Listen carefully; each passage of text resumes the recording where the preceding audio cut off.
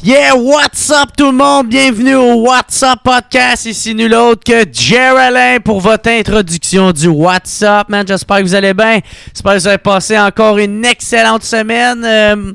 Cette semaine, c'était la première de Blackout à Drummondville et c'était fucking sold out, guys. Merci beaucoup, vous êtes crissement nice. Je suis super content. Le show était crissement le fun pour vrai. Merci beaucoup de vous avoir déplacé en grand nombre. Je suis extrêmement content. Ça commence très bien, en tout cas, la tournée. En tout cas, pour ceux qui ont vu, qui me suivent sur Facebook, ils ont vu la photo après le show. Je suis comme tout effoiré dans le char. En tout cas, c'était vraiment un nice show. Merci beaucoup d'avoir été là, tout le monde. Et c'est ça, ça se poursuit, ça se continue. On a cette semaine, on va avoir Jonquière le 5 mars, mercredi le 7 mars à Sainte-Thérèse, vendredi le 9 mars à Trois-Rivières. On a aussi Saint-Jérôme le 11 mars. Puis après ça, c'est quoi? C'est Québec le 13 mars, Gatineau le 17. Et ouais, c'est ça. Là, c'est ça, il m'en manquait un, il me semble. Est-ce que je t'ai chié pour me vendre? C'est ça, le 21 mars à Montréal. Fait que merci beaucoup tout le monde. Si vous voulez acheter des billets, allez sur mon site internet jerryalain.com. C'est ça, ok. Puis pour vrai, merci beaucoup de me suivre. Merci beaucoup pour les commentaires. Je suis vraiment content. Là, il y en a que je suis bien satisfait aussi du show, man. Ça rentre au poste, puis tout le monde embarque. Fait que je suis calissement content. Merci beaucoup pour ça. Puis là aussi, je voulais vous dire, je reçois beaucoup de commentaires à propos du WhatsApp Podcast. Vous me demandez c'est quand je vais avoir un Patreon. Vous aimeriez ça m'aider. Merci beaucoup, c'est très apprécié, mais il n'y en aura jamais. OK? Il n'y aura jamais de Patreon, il n'y aura jamais de ça. Parce que moi, je veux que ça reste gratuit, OK? De nos jours, tout coûte de l'argent, tout est... Moi, gars, je fais ça par amour parce que j'aime le faire. La journée que je le ferai plus, c'est parce que j'aimerais plus faire ça. Puis, fait que, tu sais, moi, vous voulez m'encourager, vous voulez vraiment m'encourager, venez me voir en show. Venez me voir en show, là, je vais être... c'est la meilleure façon de m'encourager. Moi, c'est ça que j'aime faire. C'est de la scène, moi, c'est ça que j'aime faire. Fait que si vous voulez m'encourager, venez me voir en spectacle. Là, pour ma tournée Blackout, venez me voir. Il y a plusieurs dates. Si il n'y en a pas une que c'est votre ville... C'est une question de temps avant que j'y aille, OK? Parce que moi, à la seconde que je sais, je suis capable de remplir une salle dans votre coin. Je vais le faire, OK? Fait que ça, c'est dit. Ou sinon, quoi d'autre? J'allais dire, ah ouais, ça, j'ai fait une commande de chandail Jerry Alain. Si vous voulez en avoir, venez me voir en show. Encore une fois, c'est ça que c'est. Venez me voir en spectacle. J'en ai commandé pour 60 chandails. S'il en manque, inquiétez-vous pas, je vais aller en refaire une autre commande. Fait que stressez-vous pas avec ça. Quoi d'autre que je voulais te dire? Ouais, c'est ça. Fait que venez me voir en show. J'ai calissement hâte de vous voir. C'est vraiment le fun. C'est que j'aime ça, man. Vous me rendez tellement fier. J'adore ça au bout. Fait là, qui d'autre qu'on reçoit cette semaine? On recevait Murphy Cooper. Thank you, Murphy Cooper, man. Très généreux de son temps. Ça a été vraiment le fun. C'est le fun parce que j'aime ça sortir aussi. J'ai commencé à faire ça pour ceux qui suivent. D'aller chercher du monde qui n'est pas juste des humoristes. Comme là, Murphy, c'est un gars qui fait beaucoup de web, qui a été connu à travers le web, ok, il est venu nous parler de ça, de son cheminement. Quoi d'autre qui est venu nous parler aussi? Crime que j'oublie d'être là. Mais en tout cas, peu importe. Gars, c'était crissement le fun. J'ai beaucoup aimé ça, le recevoir. C'était bien le fun. C'était bien cool. Mais Chris, me semble ah oui, c'est ça. Il est venu nous parler des fois des vidéos qui a dégénéré, man, qui a reçu des menaces de mort et tout ça. Ça, c'était comme... j'ai bien aimé ça, parler de ça, qui nous parle de ça. Quoi d'autre aussi qui nous a parlé? Ouais, c'est ça, son cheminement. Puis en tout cas, écoutez-les, c'était vraiment le fun. Fait que, en tout cas, on va vous laisser là-dessus. Merci beaucoup tout le monde. Passez une excellente semaine. Merci encore pour vos messages. Venez me voir en show. Encore une fois, si vous avez des informations, si vous cherchez des informations, tout sur le jerryalain.com. Jer 2R, Alain 2L, puis c'est pas mal ça. Fait que merci beaucoup tout le monde, passez une excellente semaine, puis attention à vous autres, ciao!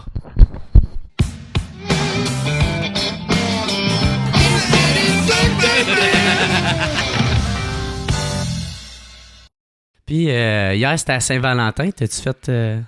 Non, j'ai travaillé. Je suis concierge la nuit dans des immeubles à bureaux. J'ai travaillé. Ma copine était chez moi. OK. T'es en couple, toi? Ça fait 10 ans. Ça fait 10 ans avec une Pour vrai? haïtienne. Ah, c'est ouais. pour ça que je parle créole. OK. Yeah.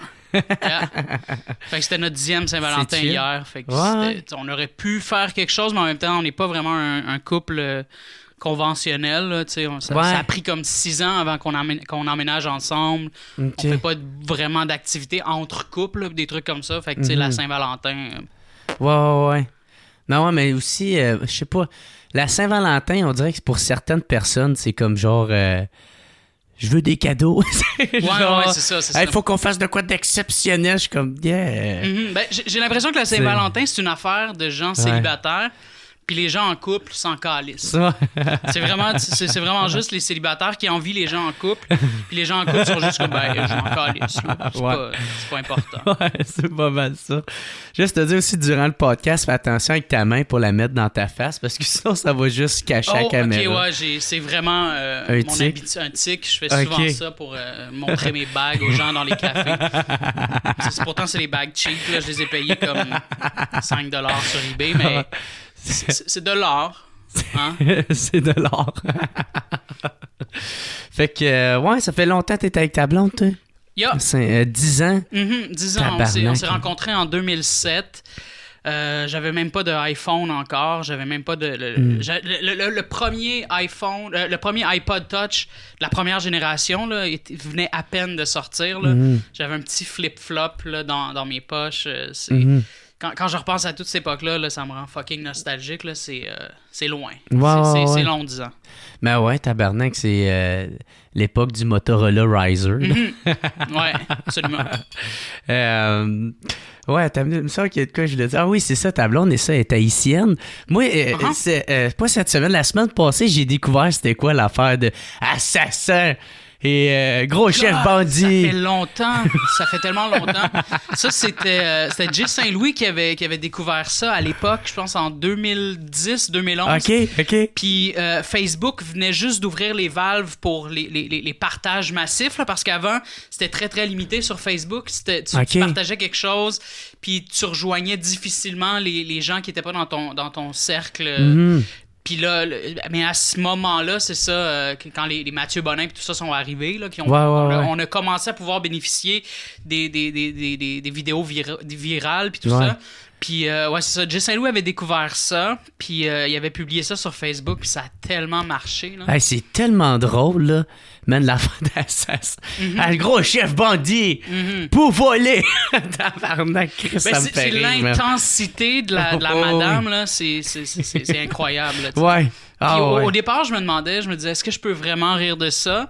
Là, j'ai montré ça à ma copine, puis elle a dit, non, mais tu sais, tu ris pas de la culture, tu ris pas du créole, tu ris la vraiment, situation. c'est ça, c'est l'intensité, c'est le fait que waouh, tu sais, ils diffusent ça sur la télé nationale pis tout ça, puis c'est comme c'est vraiment tu sais à un moment donné la femme a dit on va vous attraper puis on va vous mettre en prison, puis elle est vraiment fâchée, tu sais, puis c'est comme c'est un statement là, je veux dire c'est comme même pas c'est même pas objectif là, c'est carrément c'est pas genre on annonce qu'on est que les policiers sont à votre recherche, c'est vraiment comme yo, moi aussi je suis impliqué dans ce shit là. Si je vous mets la main au collet, ben tu sais c'est vraiment je vous attrape. Wow, c'est incroyable. Ah vraiment t'as-tu je sais pas comment poser cette question-là sans avoir l'air d'un raciste, là, mais ben là, il est trop tard. Ouais, tu sais, avoir une blonde haïtienne, ça t'a-tu fait découvrir certaines affaires de la culture haïtienne que t'aimes beaucoup? Ben en fait, j'étais déjà dans la communauté hip-hop depuis un petit moment. OK. Puis après ça, c'est là que après ça, j'ai rencontré ma copine. En fait, j'ai donné rendez-vous la première fois à ma copine. On s'est rencontrés sur Mon Classeur en 2007. Ah ouais? Fait que merci Marc Boilard. Hein? Ouais, c'est ça. On s'est rencontrés sur Mon Classeur en 2007. Et je lui ai donné rendez-vous sur la Plaza Saint-Hubert dans un show hip-hop. Il y avait Connaisseur Ticazo qui était sur le set. Il y avait Baxter Dexter, CDX, Starkey Starks. Je sais pas si t'es familier avec le rap keb un peu. Je suis pas tant dans... J'ai beaucoup écouté ça quand j'étais jeune, mais comme je peux pas dire que je connais les moindres recoins. Là, ok, c'est ça. Puis ça, c'était très anti-police, là, ce show-là. Là. C'était Burn Them Babylon, là. C'était la chanson de Sir JB. Puis les rappers sur scène étaient comme « Yo, on va tuer la police! » C'était comme « Wow! » C'était dans la foulée de Freddy Villanueva puis tout ça, tu sais. Et c'est ça, fait que ma copine, elle, connaissait rien du rap québécois, puis encore moins des rappeurs issus des quartiers Saint-Michel, Montréal-Nord, puis tout ça. Fait que c'est moi qui l'ai initié au rap québécois, dans le fond, puis j'ai donné rendez-vous dans ce show de gangster rap. Fait que c'était très drôle. Les gens pensaient que c'est ma copine qui m'avait amené à ce show-là, mais non, c'est moi qui l'avais amené là. Puis tout ça pour dire... c'est sûr que oui, la culture haïtienne m'a toujours intrigué, là, vraiment beaucoup. Ouais. Je sais pas, j'ai une curiosité naturelle, puis le créole me parlait beaucoup, puis... En plus, ça s'approche du français, fait que... Ouais, quand même, mais quand tu viens pour l'apprendre, par exemple... Là, tu réalises que c'est beaucoup plus complexe que ça. T'sais. Ça s'apprend pas comme ça. Là, tu le parles-tu bien, le pas tant que ça. Je peux parler un petit crasse créole, mais c'est parce qu'en fait, c'est comme quand tu apprends l'anglais quand tu es à l'école primaire. Mettons, moi, j'ai appris l'anglais beaucoup en écoutant la lutte quand j'étais enfant. Puis après ça, on avait des cours d'anglais au primaire et tout ça. Puis là, tu comprenais les mots, tu étais capable de comprendre ce que les gens disaient en anglais et tout ça, mais quand venait le temps de parler anglais devant des gens qui parlent très bien l'anglais puis dont c'est la langue première, tu bloques. Tu bloques parce que t'es comme... Mais c'est pas naturel, là, je peux pas. Je me sens comme un imposteur. Fait que c'est un peu ça, tu sais. J'étais sur le tapis black du gala Dynasty, il y a 2 semaines. Puis là, il y a Gaël Comtois qui m'interviewait. Puis là, il y avait la caméra qui était braquée sur moi avec tous les spots puis tout ça. Puis là, il me dit, peux-tu juste dire un mot en créole de ce que t'as pensé du gala, tu sais? Puis j'étais comme, je peux pas. Puis j'étais comme, mais comment ça, je peux pas, fuck. Puis là j'étais comme... Puis quand j'ai fini l'entrevue, j'étais comme, asti, j'aurais dû dire bon bagaille. Puis j'étais comme, wow, mais c'est parce que je gèle. Fait que c'est un peu... C'est ça. Mais sinon, tu sais, je comprends la structure, je comprends les mots, je comprends la chanson. Il y a une très belle... Le créole a une très belle chanson. Je suis capable de le lire, je suis capable de l'écrire, je suis capable de formuler des phrases dans ma tête, mais tu sais, tu peux pas me dire, mettons, dis-moi une phrase en créole. Je pourrais, mais ça serait plus simple si toi, tu me posais une question en français, puis moi, je te répondais en créole, par exemple. Okay. C'est ça. OK. Ah, cool. Puis, ma tante, moi, dans les différentes cultures, j'aime tout le temps connaître des différents plats ou des mets ou des... Toi, t'as-tu fait connaître ça? Ah, ben oui, la mère de ma copine. Ouais, c'est ça. Es-tu haïtienne, elle vient de Haïti ou... Sa sœur. La sœur de ma copine est née à Port-au-Prince. OK. Puis ma copine puis son frère sont nés à Montréal. OK. Puis, mais ouais, sa mère, surtout que là, ma copine fait de l'anémie falciforme, qui est une maladie qui s'attaque beaucoup aux Blacks. Puis là, ben, sa mère y amène toujours du sauce pois, puis de la soupe joumou au jour de l'an, du pickles, c'est ça.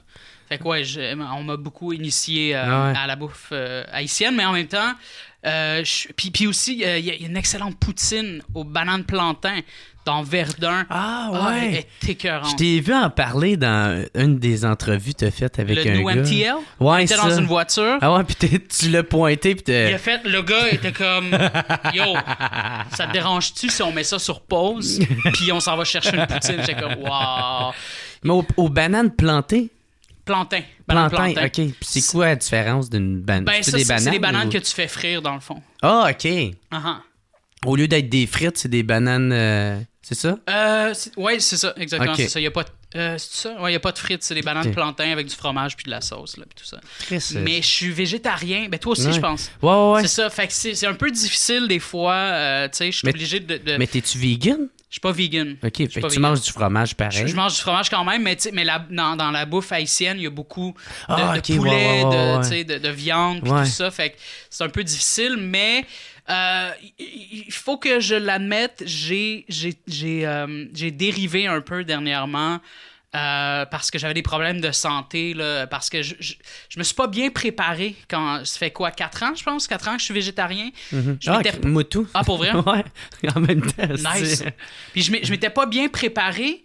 Puis là, à un moment donné, tu sais, c'était tout le temps la même chose. Tu sais, mettons, fromage cottage, des légumineuses, blablabla, puis tout ça. Ouais. Puis là, à un moment donné, je me suis écœuré de tout ça. Puis là, je me suis mis à aller, mettons, chez IW, puis je me prenais des burgers, des VG burgers. Ils sont bons, par exemple. Ils sont crissement bons. Ils sont fucking bons. Sauf que là, c'est ça m'a fait prendre énormément de poids. Puis qu'est-ce qui est végétarien? Des chips, de la crème glacée, des gâteaux, du chocolat. Tu sais, fait que là, à un moment donné, je mangeais que de la merde. Puis là, j'ai comme eu une espèce de passe où là, je me disais, OK, là, ça suffit. Là, je suis en train d'éclater. Là, j'étais rendu trop gros. Fait que je me disais, bon, ben, too bad le régime végétarien pour un moment. Mm-hmm. Puis là, ben, c'est arrivé dans le temps des fêtes. Fait que je me suis permis de manger de la bonne bouffe haïtienne. Mais là, après ça, j'ai fait comme, je vais embarquer dans une diète. Ouais. Puis là, finalement, la diète m'a ramené. Puis elle m'a appris à une diète Weight Watchers qui m'a amené à mieux diversifier mes plats puis tout ça. Et là, j'ai fait comme, OK, fuck that. Fuck la viande. Je peux pas manger de viande. Il faut que je reste sur la raille végétarienne. Là. Fait que j'ai été sauvé par cette diète-là, finalement, puis je suis redevenu végétarien, mais au moins, cette espèce de... recommencer tes vieilles habitudes. Mais il y a beaucoup de végétariens que c'est comme ça, hein? On est mal préparé au départ, puis après ça... c'est exactement ça, man. C'est ça, hein? Au début, man, Hey, man, moi, là, tu sais, il disait... tu vas tomber sur la connaissance, tu vas tomber... Ben moi, c'est vrai, parce que j'ai juste enlevé la viande. Je l'ai pas remplacé par rien. Hostie.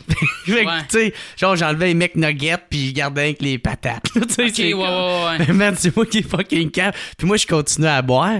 Fait que là, j'étais comme, hey, Chris, ça saoule cette affaire-là. Ben, j'étais pas saoul, j'étais étourdi, tabarnak. Wow. Mais, ouais, c'est ça. Mais ça, toi, t'es-tu végé? C'est-tu parce que t'aimes pas manger la viande ou c'est parce que c'est par conviction? C'était par conviction au départ, mais en même temps, ça n'a pas été si difficile que ça de devenir végétarien parce que j'ai tout le temps été sur des diètes puis des affaires comme ça parce que je dois surveiller vraiment... J'ai un métabolisme de marde, là, tu sais. Fait que je dois toujours surveiller ce que je mange. Puis à un moment donné, j'étais sorti d'une diète protéinée, là, une diète extrême là, où j'avais très très peu mangé, puis j'avais perdu comme 55 livres en 1 mois et demi, genre. Ouais. Puis là, pour maintenir, ben là, moi, comme un con, je faisais juste manger très peu, genre pas plus que 1000 calories par jour, on dirait. Fait que je mangeais des salades de thon, constamment. Je faisais juste manger ça. Ouais. Puis ben c'est ça, fait que je mangeais pratiquement pas de viande, là, tu sais, je mangeais juste du thon. Ouais. Puis c'était pas difficile à préparer, là, t'ouvres la canne, tu mets ça dans une salade, puis c'est prêt, là. Puis mais en même temps, quand j'étais enfant, j'étais pas fou de la viande, là. J'aimais pas la graisse animale, le sang, puis tout ça. Fait que ça a pas été difficile pour moi, là, cette transition-là. Ça a juste été de lâcher le thon, dans le fond, qui était un peu plus compliqué. Ouais. Mais ça, tu sais, je peux me le permettre de temps en temps du thon parce que, je veux dire, la conscience d'un poisson n'est pas tout à fait celle d'une vache, mettons. Là. Ouais. Mais moi, c'est surtout... moi, là, moi, je veux juste pas payer. Tu sais, pour la viande, parce que je fais comme si là, j'encourageais, je donnais du cash. Ouais, exact, moi, c'est surtout ça que j'ai ben de la misère. Fait que ma tante, à Noël, m'en va dans la famille. Ben, souvent, c'est toi qui encourage. Ben, je mange de la dinde pareil. Je comprends tout à fait je veux pas faire chier les autres, tu sais. Mais sinon, moi, le but, c'est vraiment de réduire ma consommation puis d'essayer le moins possible d'encourager. Puis je trouve qu'en plus, au Québec, tu sais, c'est pas comme tant aux États-Unis que, crime d'un fois, tu regardes ça, puis c'est quasiment dégueulasse, là, qu'est-ce qu'ils font aux animaux, là, tu sais. Je trouve au Québec, c'est un petit peu mieux encadré, là. Je suis pas assez renseigné pour dire ouais, ça. Ouais, c'est ça. Ben, moi non plus, en même temps, je me fie pas mal à mon instinct. Ouais, c'est ça. On est Québécois, on est les meilleurs au monde, genre. Ouais, mais... ouais, c'est ça, mais l'autre fois, man, j'étais hangover ben raide, pis ça me tentait pas de me faire à manger ou quelque chose, fait que je me suis acheté un Subway steak. Mais mon gars, là, je l'ai mangé, puis il y avait des veines dedans ou des... Ouais, les espèces de filaments veineux. Ouais, ça, là, plus jamais je remange du steak de ma calisse de vie. Là, ça m'a levé le cœur, là, à un point, là, que là, je me sentais mal, là, tu sais. Ben c'est ça, c'est comme être en couple, dans le fond, puis aller vérifier, aller voir ailleurs, tu vérifies. Ouais. Ah, finalement, je suis mieux avec la fille avec qui je suis. Ouais, exactement. Bon, mais je pense qu'on est prêt à commencer ça, mon gars. Fait que, hey, what's up tout le monde? Bienvenue au What's Up Podcast, man. Je reçois mon nouvel invité, le gars le plus fucking connu, esti, man. Absolument. Murphy Cooper, comment il va, mon chum? Qui j'en mon cher? Ça va bien? Yes, ça va bien, toi, ça va bien. Fait que, on a le gars qui est fucking connu. Calissement connu, absolument. Moi, je suis-tu connu? Ben ça commence, je pense. Là. Ouais. Mike, il t'aime beaucoup. Il te réinvite souvent à sous-écoute. Fait que je pense que ça s'en vient tranquillement. Mais ça, c'est drôle, tu vois, parce que tu sais, quand j'écrivais pour Nightlife, au début, quand j'ai commencé en 2011, même avant ça, j'étais un personnage anonyme sur le web en 2009. De 2009 à 2010, j'étais anonyme. Puis quand j'ai révélé mon identité, il y a comme eu une espèce de boom sur Twitter, là, tu sais. Puis là, t'avais pas le choix. Tout le monde parlait juste de moi cette journée-là sur Twitter en 2010. Puis je pensais que j'étais connu en 2010. Je me suis inscrit à l'école en design graphique. Je suis arrivé là-bas, il n'y avait pas un tabarnak de chat qui savait j'étais qui. Je me promenais dans les rues à Montréal, il n'y avait pas un Christ de chat qui savait j'étais qui. Là, après ça, j'ai commencé à écrire pour Nightlife. Je me disais, là, je vais avoir une meilleure notoriété. Ouais. Pas un Christ de chat qui savait j'étais qui. Mais là, tu sais, ça commençait tranquillement, mais c'était vraiment une notoriété platoscopique. Mais tu sais, c'était minuscule. Là. C'était rien du tout. Là, je me suis mis à faire des vidéos en 2014. Là, mon visage commençait à être vu, puis tout ça. Là, je commençais à me faire aborder sur la rue. Je pensais que j'étais connu. Ça avait rien à voir avec 2015. 2015, encore une fois, je pensais que j'étais connu. Rien à voir avec 2016. Puis, tu sais, il y a toujours des levels, puis tu fais tout le temps comme, OK, wow. Puis là, là aujourd'hui, c'est... là, t'es connu en tabarnak. Ben, tu sais, je pense que c'est une notoriété qui est enviable. Considérant que, tu sais, j'ai pas emprunté de raccourci, j'ai pas été vraiment... à la télé, j'ai toujours refusé d'aller à la télé. J'ai refusé plein d'opportunités. J'ai déjà refusé d'aller à Mike Ward sous écoute. Là. Julien m'avait invité à un moment donné, puis finalement, c'est Simon Portelance qui est allé. Okay. Je refuse beaucoup d'opportunités parce que j'aime vraiment ça, creuser mon petit chemin sur mon propre terrain, puis tout ça, tu sais, comme une taupe, dans le fond. Puis là, finalement, tu fais ton sentier. Ouais, c'est ça. Puis tu sais, c'est une petite fierté de savoir que tu sais, il y a des gens qui sont à la télé chaque semaine, puis ils jouissent pas de la même notoriété que moi, tu sais. Fait que c'est ça. J'insiste beaucoup sur le fait que je suis connu et que je suis pas une vedette, tu sais. Je suis vraiment connu. Ouais. Puis tu le regrettes-tu un peu de ne pas avoir fait la télé avec le recul? Ou... Ah, absolument pas. T'es toujours très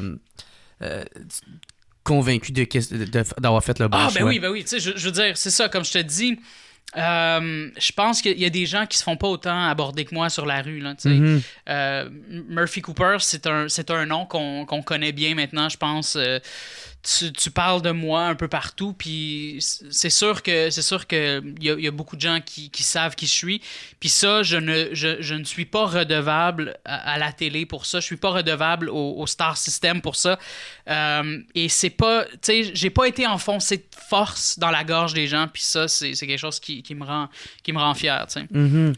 Puis, ben Chris, merci d'avoir accepté mon invitation. Ça fait plaisir. Si tu dis que t'as refusé à aller à sous-écoute, mais moi, tu me dis oui, là, je me sens toute spéciale. Ben c'est ça, j'aime les trucs underground puis tout ça, mais tu sais... Moi, tout, j'étais un fan de ça, là. Tout ce qui est comme un peu...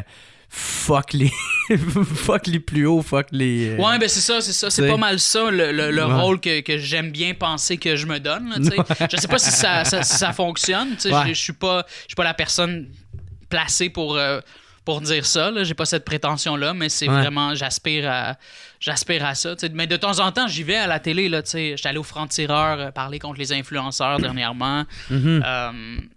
Mais c'est ça, tu sais, mais j'irai pas sur des tapis rouges, j'irai pas... je vais sur le tapis black. Du vedettariat, genre? Ouais, c'est ça. Ouais. C'est pas moi. Puis c'est tellement beige, la télé, je comprends pas comment... Tu sais, je sais pas, au départ, je voulais en faire la télé. J'aspirais à ça quand j'ai commencé. Ce qu'il faut savoir, tu sais, t'es peut-être pas familier avec tout ce que j'ai fait, mais je suis vraiment une des premières personnalités du web, issu du monde du web au Québec. J'avais un personnage qui s'appelait DJ Mallet. OK, c'est toi, c'est moi. Et fait que c'est ça, des fois c'est drôle, tu sais, je me promène dans la rue puis il y a des gens qui disent "Hey yo, DJ Mallet." Je suis comme "Wow." Ça c'était comme en 2000, 2001, 2002 là, tu sais. C'est quoi DJ Mallet, genre C'était un personnage qui était du DJ genre. Non, c'était un personnage qui était queer. C'est un personnage qui était queer. C'est quoi queer? C'est quoi ça veut dire? Ben queer, c'est un grand spectre qui englobe toute la communauté LGBTQ+, puis blablabla, puis tout ça. Puis tu sais, ça peut être quelqu'un qui se considère comme gender fluid ou mais c'est ça, tu sais.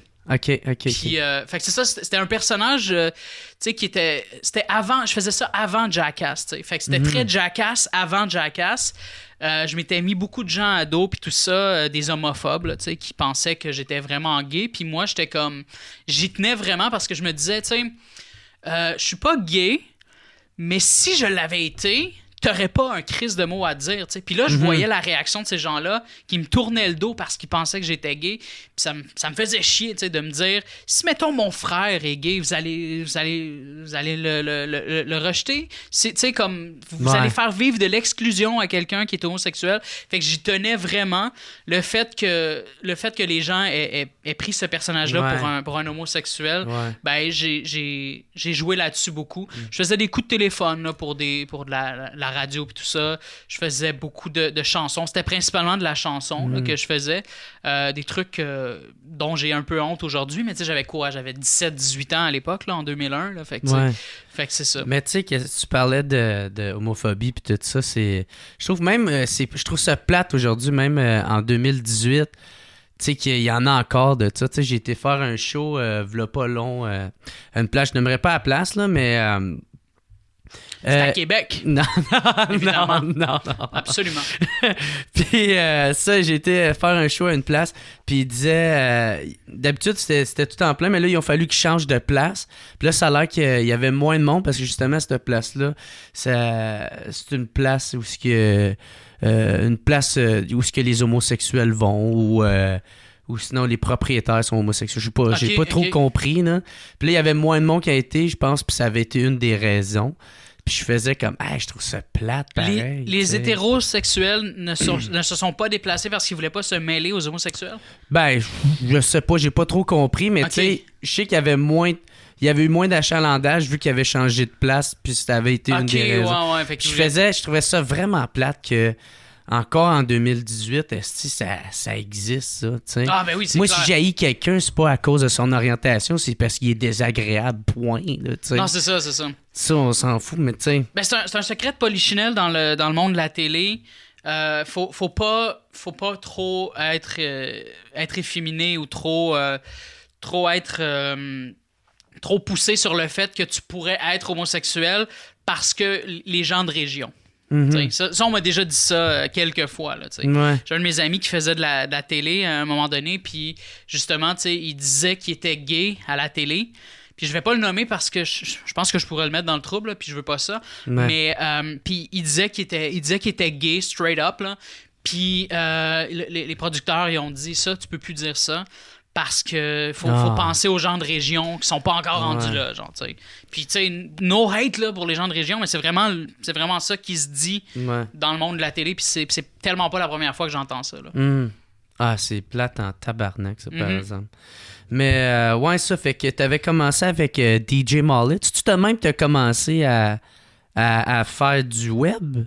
Ouais, ben c'est ça. Tu sais, j'ai commencé... en fait, j'ai eu une connexion Internet en 97. OK. Après ça, quelques années après, j'avais entendu dire qu'on pouvait se faire connaître par Internet. Puis là, ça m'a tellement parlé parce que j'étais un petit gars gêné.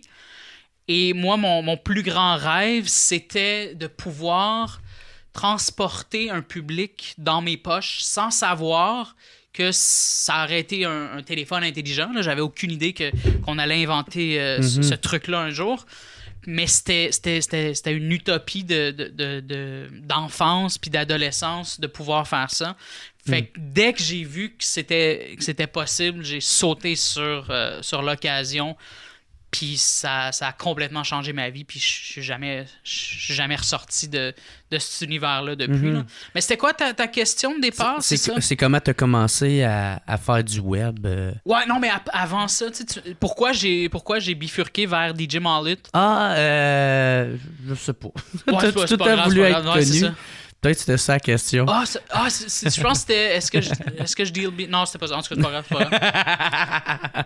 Excuse-moi. Ben, non, c'est correct. Non, c'est parce que j'aime vraiment beaucoup... Je suis très je suis très à l'écoute des autres, puis si mettons tu as une idée, j'aime pas la perdre, j'aime pas que toi après ça mettons moi je m'en retourne chez nous, puis là je vais être dans le métro, puis je vais faire comme c'était quoi si j'ai pas répondu à sa question, il s'est pas senti écouté, genre tu comprends, je suis genre d'anxieux comme ça là, OK. Mais moi t'es quelqu'un de bien anxieux toi? Ben oui je carbure à ça là. Si j'étais pas anxieux, je serais pas la personne que je suis aujourd'hui. Je serais pas là en train de parler devant le micro. Là. OK. Parce que c'est justement toutes tes pensées que tu mets sur oui, le c'est web, ça. ou ça t'inspire, genre? Ouais, ça m'inspire tout. Dans le fond, tu sais, comme mes vidéos, c'est souvent moi qui exacerbe mes angoisses, tu sais. Des fois, je me mets je me mets en situation dans des trucs pas possibles, tu sais. Mais c'est pas si pas possible que ça, tu sais, parce que ça reste vraisemblable. C'est ça, c'est quand même des choses que j'ai vraiment beurré épais, mais en réalité ce sont des angoisses qui sont bien réelles. Je pense que j'ai retrouvé la question que je disais, c'est quoi qui t'a fait connaître du web? C'était ça la question? Je pense que non, mais c'est pas grave, je peux quand même y répondre. OK, ouais. C'était peut-être ça, dans le fond. Mais c'est ça, il y avait DJ Mallet au départ. Ouais. Mais après ça, c'était... Je pense que... c'est parce que c'est difficile de répondre à cette question-là. J'ai comme deux publics. Okay. J'ai le public qui est mon lectorat, qui me lit. Okay. Quand j'étais blogueur et chroniqueur chez nightlife.ca et puis là je suis auteur, je vais bientôt publier un livre. Ça c'est mon public lectorat là, mais des fois le public se mêle là, je veux dire, c'est pas parce que tu me lis que tu vas pas t'intéresser à ce que je fais sur vidéo puis tout ça. En fait j'ai trois publics. J'ai les Haïtiens qui sont hyper curieux, ça n'a aucun sens. Les Haïtiens, je pensais au départ qu'ils allaient s'intéresser seulement à ce que je fais en créole puis tout ça, puis ça aurait été tout à fait légitime parce que c'est ça qui a fait en sorte qu'ils m'ont connu. Mais non, ils s'accrochent à moi, ils s'intéressent à toutes mes autres vidéos qui n'ont pas rapport avec le créole, s'intéressent à ce que j'écris, s'intéressent au lancement éventuel de mon bouquin. Fait que c'est ça, j'aime beaucoup les Haïtiens, j'ai une très belle relation avec eux. C'est ça, tu dis Haïtiens, mais c'est juste des Haïtiens ou c'est des Africains aussi? Ou c'est principalement des Haïtiens à cause du créole haïtien de Montréal. Sinon, mais j'ai des fans haïtiens de partout à travers la créolophonie mondiale. J'ai des fans à Miami, j'ai des fans à Paris, à Port-au-Prince. Mais sinon, j'ai aussi des Guadeloupéens qui parlent un créole guadeloupéen. les autres endroits au monde, là, en Martinique, tout ça, où ils parlent créole, là, mais pas nécessairement le créole haïtien.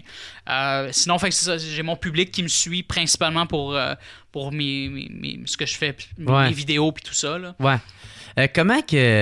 Comment tu décrirais qu'est-ce que tu fais? T'sais? C'est quoi? C'est du... Je suis un artiste contextuel. Okay. Moi, c'est comme ça que je décris ça. Ouais. Sinon, j'aime beaucoup dire que je suis concierge, puis tout s'articule autour du fait que je suis un concierge. Parce que si j'étais pas concierge, je pourrais pas faire ce que je fais. Okay. Parce que... C'est ça qui te fait vivre, I guess? C'est ça qui me fait vivre, mais aussi... si j'étais autre chose qu'un concierge, si je travaillais, mettons, en agence de pub, ma vie s'alignerait sur quelque chose d'autre. Puis là, je devrais être 100% le gars qui travaille en boîte de pub pendant comme 48 heures, mettons. Pas 48 heures, mais ça. 24 sur 24. Ouais, t'es tout le temps là-dedans, tu penses à ça. Tu vis quasiment que pour ta carrière. C'est ça, c'est ça. Fait qu'en ayant de quoi que, tu sais, qui est tout aussi respectable, mais que t'as pas à concentrer 100% de ton énergie dans passer à la mop, tu sais. Non, c'est ça. Fait que là, au moins, je suis tout le temps dans ma tête, je suis tout le temps focus sur... tu sais, c'est très manuel. Fait que j'écoute des podcasts. J'élabore des... j'écoute beaucoup de podcasts, mais en ça dépend. Anglais, français? Les deux. Les deux, OK. Mais des fois, c'est comme trop d'informations qui nuit à ça nuit à ma créativité des fois, parce que c'est de l'information, c'est comme de la consommation passive d'informations, puis des fois c'est de l'information, tu sais, mettons, sous écoute par exemple, je pourrais pas toujours écouter ça, parce que des fois c'est comme, ok, mais tu sais, ça peut pas toujours me servir, là, tu sais, tout ce que j'entends, tu sais, mettons, Simon Gouache à sous écoute, ou Thomas Levac, ou Maud Landry, ça m'a beaucoup apporté, tu sais, c'était sûrement substantiel. Ben ouais, Simon Gouache qui parlait justement de ses angoisses. Mentale, tout ça m'a beaucoup apporté. Ouais. Moi tout, ça c'est venu me parler. Ouais. Parce que moi, c'est la raison pourquoi j'ai arrêté de fumer du pot, c'est parce que je devenais trop angoissé. Même chose ici. Je devenais à la limite fou, là. Fait que, ouais. Fait que fallait que j'arrête parce que, tu sais, le matin des projets qui s'en viennent, je faisais comme, ah non, il faut que tu travailles plus, là, ça s'en vient, là. Puis ça faisait juste m'angoisser, tu sais. Ouais. Puis tu t'en rends pas compte, tu sais. Tu rentres dans un espèce d'état permanent où tu penses que c'est ta vie qui va pas bien. Puis là, finalement, tu lâches le pot pour 2, 3, 4 jours, puis ça revient, puis t'es comme, OK, c'était le pot. Ouais, exactement. Mais là, je pensais peut-être à recommencer à cause que si le pot devient légal, j'ai entendu dire que il y a deux sortes de potes. Le Indica. CBD? Ouais, c'est ça. Puis c'est ça, puis il y a une différence de CBD dedans. Sativa, Indica. Le cannabinoïde. Ouais, il dirait ça. Puis là, c'est ça. Puis j'en ai fumé, genre récemment, du Sativa. Puis tabarnak, j'ai eu le fun que j'avais quand j'étais plus jeune. OK. Fait que là, je suis comme, Chris, pour recommencer à fumer. Ouais, c'est ça. Fait que je sais pas si c'était une bonne nouvelle, là, mais au moins, c'est ça. Au moins, ça me faisait plus angoisser comme un gros débile. OK. Moi, j'en commandais par Internet. C'est mon ami Joël Martel qui m'a mis la puce à l'oreille. C'est Herbal Dispatch. OK. Tu commandes, je pense que c'est minimum $100 ou 125, là. Puis... c'est combien j'avais... C'est du pot ou des edibles, genre des pilules? Non, c'est du pot, mais il y a aussi des pilules, il y a aussi de l'huile, puis des biscuits, des bartendes, là, tout ce qui est relatif au weed. Là. Ouais. Puis je m'étais fait venir ça cet été. C'était pratique au départ, mais...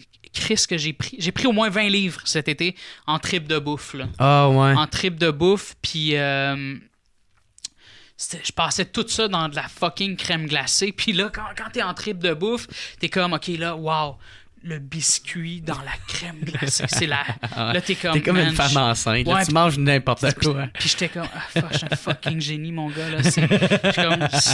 Puis t'es dans une zone improbable. Puis t'es juste comme... Tout est juste... fait de toi le dude le plus bright de la planète parce que tu découvres que tu peux mixer genre tu sais, le petit truc qui s'achète à l'épicerie, là, c'est l'espèce de poudre, l'assaisonnement au ketchup que tu mets sur du popcorn. Là. Ah oui, puis là, oui, je m'étais oui. acheté ça, puis je mettais ça dans tout. J'étais comme, je suis un génie. Là. J'étais comme, fuck les chefs à la télé, ils connaissent absolument rien. Gordon Ramsay, il non, c'est ça, encore comparé à ma petite poule. C'est ça, fait que c'est comme, wow. Fait que là, on parlait DJ Mallet. Après ça, on parlait des trois types de public. Mm-hmm. Puis là, on a bifurqué là-dessus. Là. Bifurqué. Ben, hey, merci. Comme ça, j'apprends des nouveaux mots. Fait que, ouais, c'est ça. Où c'est que ça a continué après DJ Mallet? Ben, j'ai été propriétaire d'un des plus grands sites web hip-hop au Québec à l'époque. Là, aujourd'hui, c'est évidemment HHQC, mais à l'époque, c'était une grande communauté avant tout. C'était hip-hop franco. Ah, c'est toi qui avais ça? Ouais, c'était pas moi le fondateur. Là. Okay. C'est shout-out à Sinis. C'est lui qui a fondé ça en 2002, mais moi je suis embarqué après. J'avais déjà été une couple de fois parce que moi, je tripais beaucoup sur Yvon Crevé, puis...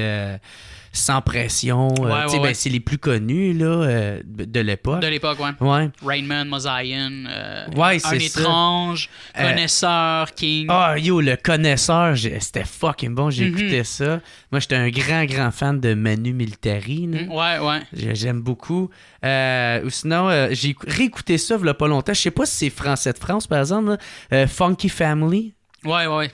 C'est-tu Français de France, ça? Ben, pour vrai, pour être totalement honnête, moi, je m'y connais juste en rap québécois. OK. Je suis une imposture dans ce mouvement-là.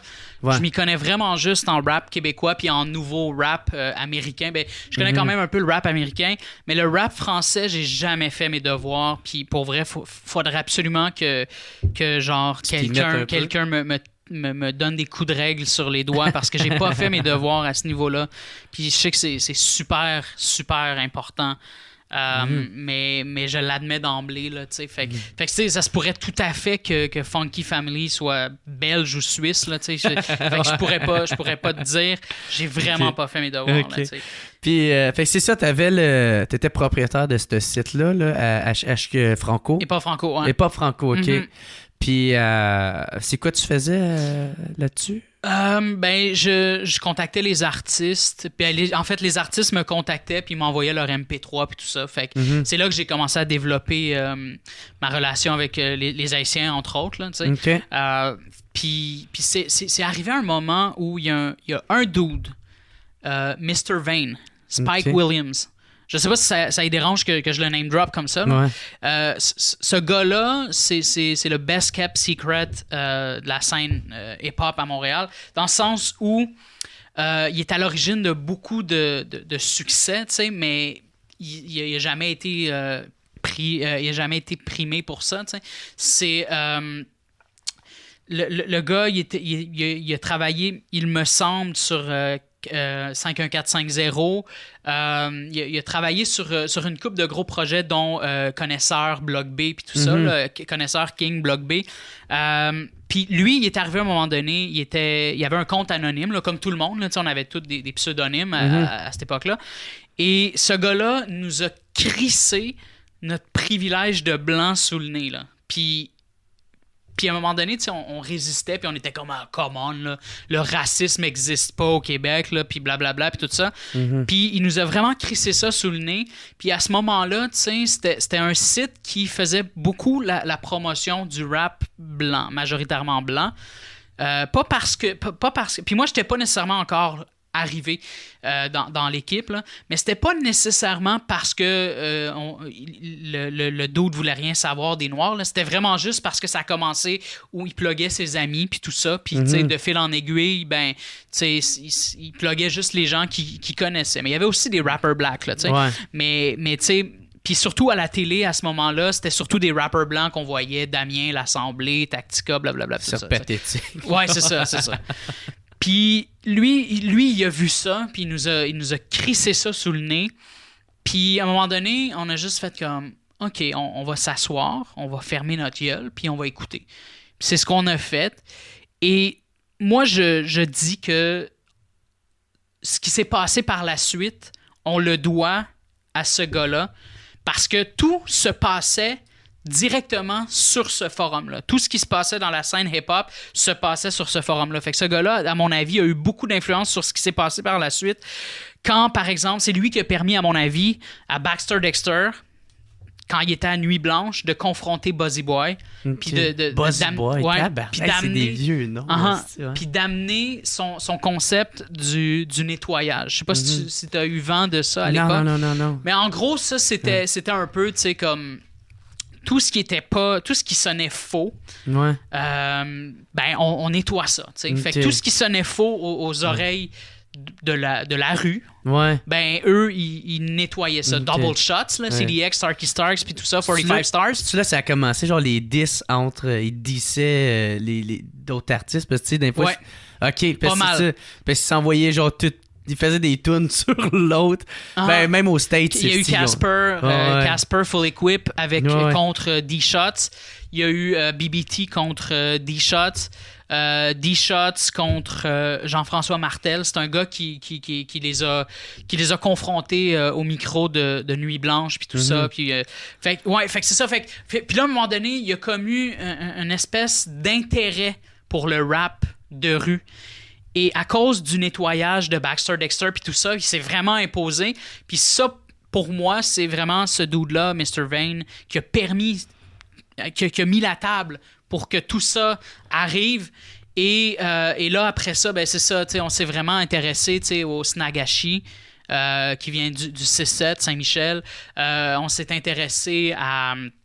on a recommencé à avoir un intérêt pour Vulgaire, Cerveau, les gars des Air des Payseurs, Bloc B, King, Connaisseur, tout ça. Puis bon, je vais pas tous les nommer. Là. Il y a eu Best Style qui a eu un shout-out à Best Style qui a eu un beef avec SP. Il est arrivé, il était personne. Best Style est arrivé, personne ne le connaissait. Il a confronté SP. Sans pression, ça? Sans pression. Ouais. Et il y avait tellement comme tout le monde dans son bac, Best Style, il était imposant, tu sais. Pas tout le monde, mais je veux dire, ça venait avec quelque chose de vraiment imposant, là, son truc, tu sais. Puis SP aurait pu juste lever le nez, mais il pouvait pas, puis il était obligé de répondre à Best Style, tu sais. Fait que c'était cette époque-là, tu sais. C'était une belle époque du rap québécois. Puis c'est là que t'as commencé à je sais pas comment qu'on appelle ça, mais à être plus sur le web, ça, c'est l'époque. Ça, c'est vraiment l'époque où je m'étais mis de côté. Puis je faisais la promotion de la culture hip-hop. Puis moi, j'importais peu.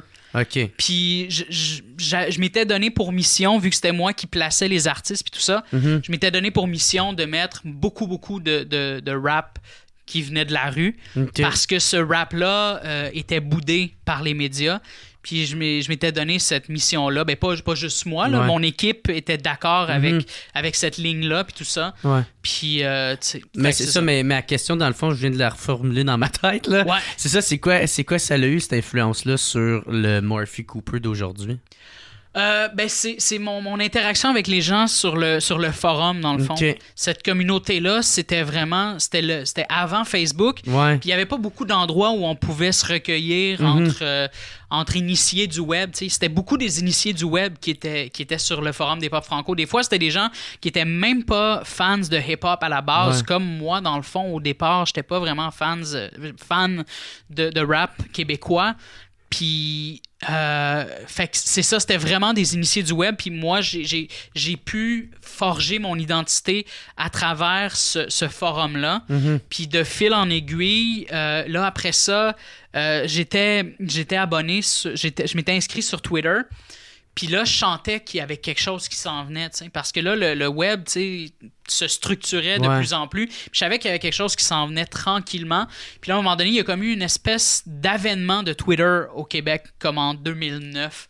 Puis là, tout le monde des médias, des communications, de la télé, de la radio, le monde littéraire était les plus curieux là, étaient sur Twitter. Puis là, je me suis dit, OK, il y a de quoi à faire avec ça. Là. Puis je pouvais reproduire ce que je faisais sur cette communauté-là, hip-hop. Je me disais, je pouvais reproduire ça puis amener tout le knowledge que j'ai cumulé. Je pouvais amener ça dans la blogosphère et dans la tweetosphère de l'époque. T'sais. Puis c'est là que je me suis fait vraiment connaître dans l'univers plus littéraire ou le monde des communications puis tout ça. Puis c'est ça. Fait que c'est vraiment ce forum-là qui m'a amené à ouvrir un blog anonyme. Puis je parlais beaucoup de hip-hop quand même, là, tu sais. Puis je confrontais des rappeurs qui faisaient beaucoup dans la comédie, là, tu sais. C'était, mettons, tu sais, c'était des petits blancs qui partaient genre du Saguenay pour venir faire du rap rigolo, genre à Montréal. Puis tu sais, ils bypassaient toute la communauté qui s'efforçait à ériger un standard de qualité dans le hip-hop, tu sais. Fait que c'est ça, je m'en prenais un peu à ces gens-là, tu sais, parce qu'eux, il y avait vraiment un public universitaire, majoritairement blanc, qui s'en calisse de ce qui se fait dans la scène hip-hop, tu sais. Fait que c'était des fakes, là, genre. Ouais, d'une certaine manière, tu sais, puis il y avait le droit d'exister en même temps, mais aussi...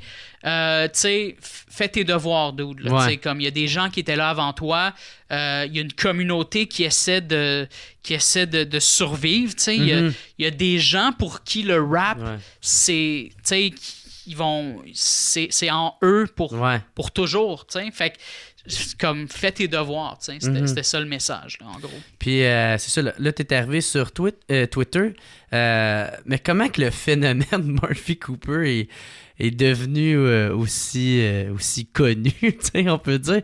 Ça a-tu été avec quand t'as fait Pauline Marois a vendu... Avant la vente du fleuve aux États-Unis.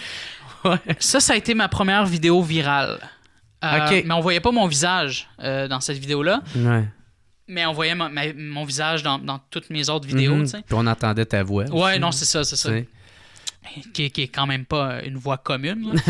Puis, mais ça a intéressé les gens. Les gens qui se disaient, waouh, c'est qui ce gars-là? Ils se sont vraiment intéressés à moi. En même temps, ça t'a dû envoyer une couple de crétins là, qui pensaient que c'était vrai puis tout ça. Là, oui, il y a des... Parce que moi-même, j'ai fait « Hein? Mais comment ça fait qu'elle a fait ça? » Mais moi, j'étais un idiot, là, fait que je me rentre là-dedans, là, tu sais. Fait que... c'est sûr que t'as dû avoir comme une vague de hate aussi, ou je sais pas. Ça, tout le temps, là. Ça, c'est tout le temps. Mais là, il y avait des gens au secondaire qui m'écrivaient puis qui me disaient... parce que ça s'est fait juste avant la rentrée. Fait que c'était le 4 août, je pense, 4 août 2014. Ouais. Puis juste avant la rentrée, tu sais, les jeunes rentraient à l'école quelques semaines après. Fait que la vidéo avait déjà beaucoup de millage, là, tu sais. Ouais. Fait qu'il y a des gens qui ont demandé, mettons, à leur prof de géo...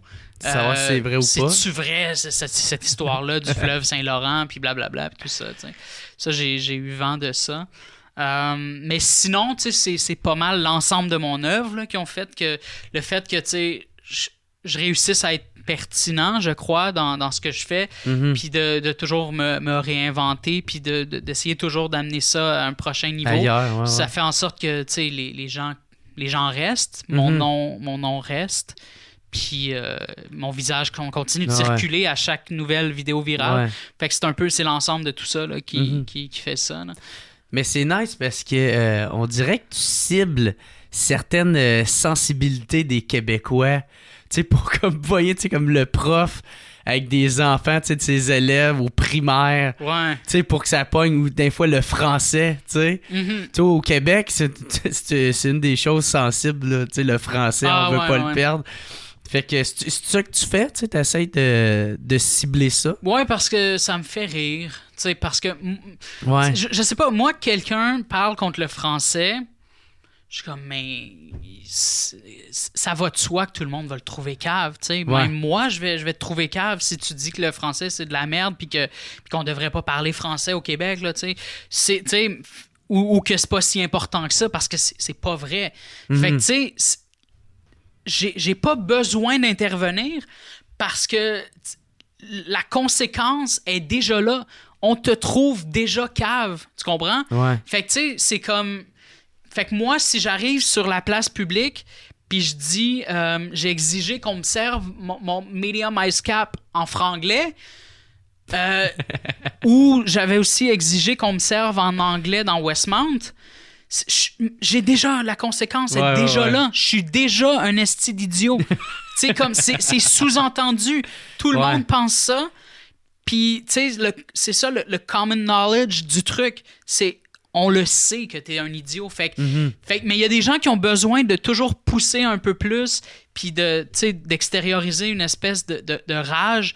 Puis je comprends pas pourquoi. Puis c'est ça qui me fait rire parce que je la vis déjà, cette conséquence-là, tu sais. Fait que c'est comme, je suis déjà con. Qu'est-ce que tu veux de plus, tu sais? Je suis déjà un esti de trou de cul. Genre, tu veux te venger, tu veux amener ça plus loin, tu veux me tuer. Tu sais, comme, c'est... J'ai reçu beaucoup de menaces de mort là, quand je touche à ça. Ouais, c'est ça, hein. Tu dois... Comment tu fais pour dealer avec ça?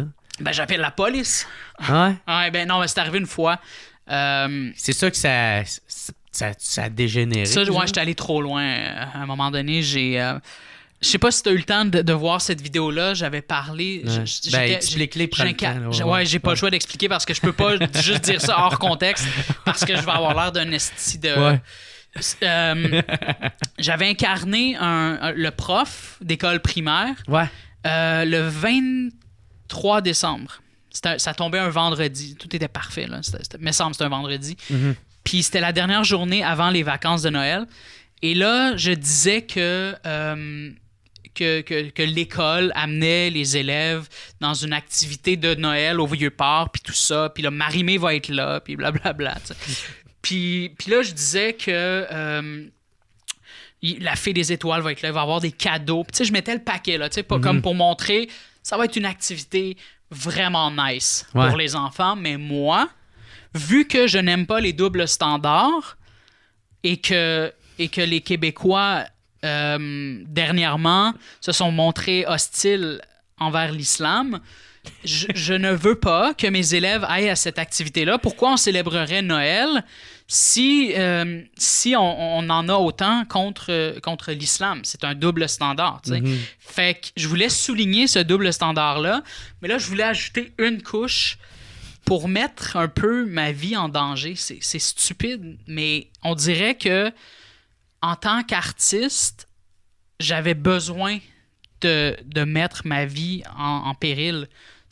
J'avais comme cette urgence-là de me dire que si je marche dans la rue, tu sais, moi je travaille le soir, la nuit, tu sais, fait que j'avais vraiment besoin de me dire que mon art m'a poussé à plus être en sécurité quand je me promène dans le métro, quand je marche tard la nuit dans les rues de Montréal puis tout ça. Je sais pas pourquoi. C'était vraiment... en tout cas, fait que la couche que j'ai ajoutée, c'est que je disais que pour apprendre la tolérance aux élèves, j'allais leur faire porter la burqa toute la journée. Et ça n'a pas passé. Ça n'a vraiment pas passé. Mais pourtant, je trouve pas ça... Tu sais, je trouve que ça rentre dans la... Ben, pas la fantaisie, mais dans l'imaginaire, là, tu sais. C'est juste drôle, là, tu sais. Ah non, les gens y croyaient. Les gens y croyaient. C'est ça, pour ceux qui pognent à ça, là, c'est comme... Quoi? Quoi? Ouais. Sans les fourches, là, un petit peu plus. C'est incroyable, les menaces de mort que j'ai reçues. Puis, tu sais, il y a même des comédiens qui sont tombés dans le panneau, là. Ben non! Ouais, tu sais. Pour vrai? Est-ce que je name drop Lucie Laurier? Elle est tombée dans le panneau. Mais tout de suite, elle s'est ravisée parce qu'il y a quelqu'un qui a dit, mais je pense pas que ce soit vrai, Lucie, là. Puis là, elle a fait comme, elle a supprimé le partage, puis elle a dit, je suis désolé, comme, le gars, il avait vraiment de l'air sérieux, là, tu sais, comme... Puis... Ben, c'est vrai, t'es crissement intense dans tes vidéos. Ouais, là. c'est ça. Moi, je trouve que c'est ça qui fait que c'est encore plus drôle, puis c'est encore plus... Je les écoutais avant que tu t'en viennes, là, puis c'est que ça me fait rire. Là. Mais, ouais, c'est ça. Ben, en tout cas, continue. Ouais, fait que c'est ça. Puis là, ça s'est passé comme la veille de Noël. Fait que là, c'est comme... Touche pas à Noël, touche pas à l'islam, touche pas à la religion catholique, genre, tu sais. Fait que touche pas aux enfants. Ouais. Fait que c'est comme... Esti d'épais, là. C'était... Tout était là, là. Tout était là pour que je mette ma vie en danger, tu sais. Puis, tu sais, c'est pas quelque chose de rationnel. Je peux pas dire que c'était pas délibéré, c'était pas esti que j'ai envie de mettre ma vie en danger. C'était pas du tout ça. C'était vraiment... Tu voulais repousser les limites, ouais, genre, je voulais repousser les limites parce que je me disais, Chris, empêche-toi pas de le faire. Il y avait comme cette espèce de besoin-là, comme un peintre qui sait pas pourquoi il est en train de faire ce tableau-là, mais il le fait puis il doit le faire. Ouais. C'était un peu ça mon trip. C'était vraiment comme une urgence.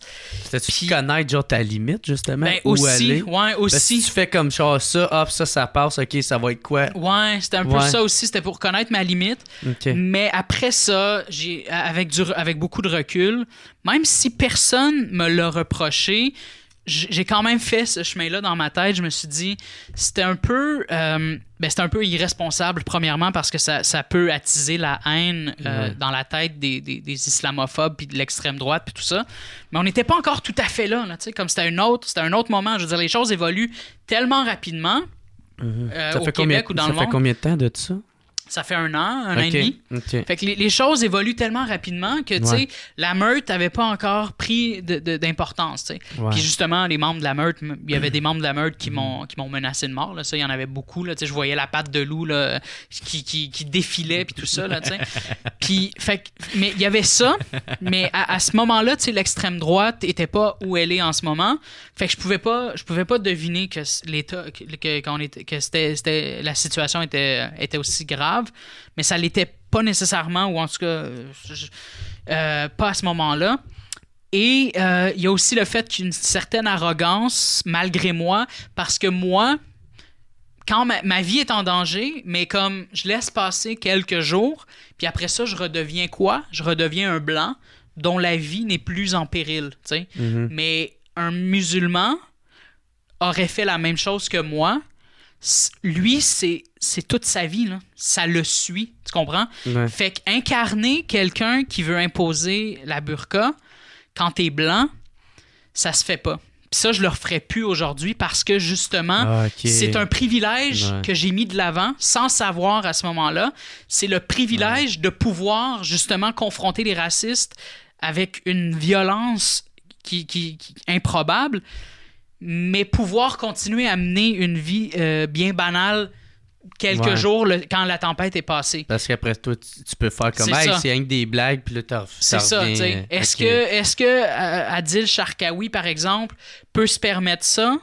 Je suis pas certain qu'il peut se permettre ça. Parce que lui, se promène dans la rue et il a le nom d'un arabe, il a le visage d'un arabe et il est de confession musulmane. Fait que, tu sais, ça, je ferais plus ça aujourd'hui. Tu trouves que c'est comme alimenter cette haine-là, justement? Oui, ben il y a ça, mais il y a aussi vraiment, comme je te dis, j'ai usé d'un privilège cette journée-là et il y avait une arrogance derrière ça sans le savoir et c'est important de le reconnaître. Mais tu trouves-tu que, par exemple, peut-être pour certains cas, ça a fait du bien, ça? Tu sais, de justement les confronter puis exemple, peut-être Lucie Laurier, peut-être qu'elle s'est reposée des questions après ça? Elle s'est remise en question. Oui, mais encore là, oui, mais je veux pas me braquer derrière ça pour excuser ce que j'ai fait. Parce que même si j'ai eu zéro mauvais feedback. Il y a aucun musulman qui est venu me voir pour me dire yo, qu'est-ce que t'as fait là, ce petit crétin? Ouais. Aucun. C'est moi qui a fait ce chemin-là dans ma tête. Juste ce recul-là. Ouais, parce que c'est ça, comme je te dis, prends un arabe à ma place qui aurait fait la même vidéo, puis ça se serait passé beaucoup plus mal pour lui probablement, puis ça l'aurait suivi. T'sais. Moi, je peux recommencer à mener ma vie de blanc sans problème, puis ça, c'est un privilège que j'ai, puis c'est important d'en prendre conscience. Puis je ne toucherai plus à quelque chose qui ne me regarde pas, justement pour cette raison-là, à cause de ce privilège-là dont je jouis. OK. OK. Puis là, ça, tu disais que ça a été loin, tu as reçu des menaces de mort. C'est ça. Fait que moi, j'ai mis ça en ligne le 23. Là, le temps que ça fasse son effet, le 24 au soir, j'étais dans ma famille haïtienne et j'étais assis sur le divan du salon. La télé était ouverte devant moi. C'était la soirée canadienne. Puis j'étais sur mon téléphone, absorbé par les menaces de mort que je recevais aux 30 secondes, tu sais. Puis c'était comme, ça arrêtait plus. Puis, mais évidemment, tu sais, j'ai quand même un peu couru après, là, mais c'était comme, OK, wow. Puis c'était pas, mettons, je vais le tuer, ce style-là, là. C'était vraiment... Je vais essayer de te trouver, là. C'était comme, je vais trouver ton adresse, je vais te mettre dans le coffre de mon pick-up, je vais t'attacher dans le coffre de mon pick-up, je vais t'amener à ma ferme, puis je vais te faire bouffer par mes cochons. Genre, c'était comme, wow! Ouais. Il y avait une poésie dans la manière d'amener les menaces de mort, une poésie qui vient de gens qui ne sont pourtant pas familiers avec la poésie. Tu sais. Tu comprends à quel point ça faisait peur? C'est ça, c'est beaucoup trop pour juste de la simple imagination. Non, c'est ça. Et fait que c'est ça. Puis là, à un moment donné, il y a un gars qui était vraiment activement à ma recherche. Mais je sais que dans les groupes plus... des plus petits groupes, là, des sous-groupes, mettons, de gens de la meute qui se recueillissaient là, genre. Qui se recueillaient là. En tout cas, des sous-groupes, ces gens-là me cherchaient vraiment, tu sais, mais il y en a un qui était vraiment plus intense que les autres et qui était vraiment activement à ma recherche, là. Puis là, j'étais obligé d'appeler la police. Ben, en fait, j'ai formulé une plainte sur le site du SPVM et là, vu que ça avait l'air, selon ce que je décrivais, ils ont été obligés de me référer au 911, genre. Fait que là, j'ai appelé le 911, puis la police a débarqué tout de suite chez nous. Puis c'est ça, tu sais. Fait que ouais, c'est ça. Puis tu sais, cette vidéo-là a été visionnée comme 1 million de fois à peu près, en moins de 24 heures. Fait qu'imagine là, comment j'avais perdu le contrôle là-dessus, là. Tu sais, c'était... je pouvais même plus éplucher les menaces de mort au fur et à mesure. C'était trop. Il y en avait tellement trop. Fait que quand Guy Nantel dit que tu sais, ça arrive juste aux hommes qui s'en prennent à l'islam ou aux femmes, ou ben pas aux femmes, mais qui osent contredire les féministes, blablabla, c'est faux. C'est pas vrai. C'est juste que c'est aux gens comme lui qu'on donne plus de visibilité quand ça arrive, tu sais. Fait qu'on a plus l'impression que ça arrive à eux, mais c'est juste que les autres, leur voix est étouffée, tu sais. Parce que je veux dire, Dalila Awada, là, cette femme-là a reçu des menaces de tous bords, tous côtés, là, tu sais. Moi, quand j'ai fait cette vidéo-là, j'ai reçu des milliers de menaces de mort. Puis là, c'est important de préciser que je ne me pose pas du tout en victime là-dedans, parce que c'est pas ça le mot. Je suis pas une victime. Tout ce que je fais, c'est documenter ce qui s'est passé. Tu sais. Je trouve ça important de dire que je raconte et que je ne me victimise pas dans cette histoire-là, parce que je savais que ça pouvait engendrer ça. T'étais conscient. C'est ça, j'étais conscient, puis c'était de l'irresponsabilité. Et c'est de la maladresse, mais jamais, je peux pas dire que je suis une victime dans cette histoire-là. Je trouve ça important de distinguer qu'il y a des vraies victimes, des gens qui vivent avec ça à tous les jours. Moi, c'est une affaire de une journée qui s'est étirée sur quelques semaines. That's it. Fait que moi, je suis pas une victime là-dedans. Je trouve ça important de le mentionner, mais... Fait quoi, c'est ça. Mais qu'est-ce qui est drôle là-dedans, c'est que toi, tu fais ça, tu sais... T'inventes tout ça, tu sais. T'inventes ces affaires-là.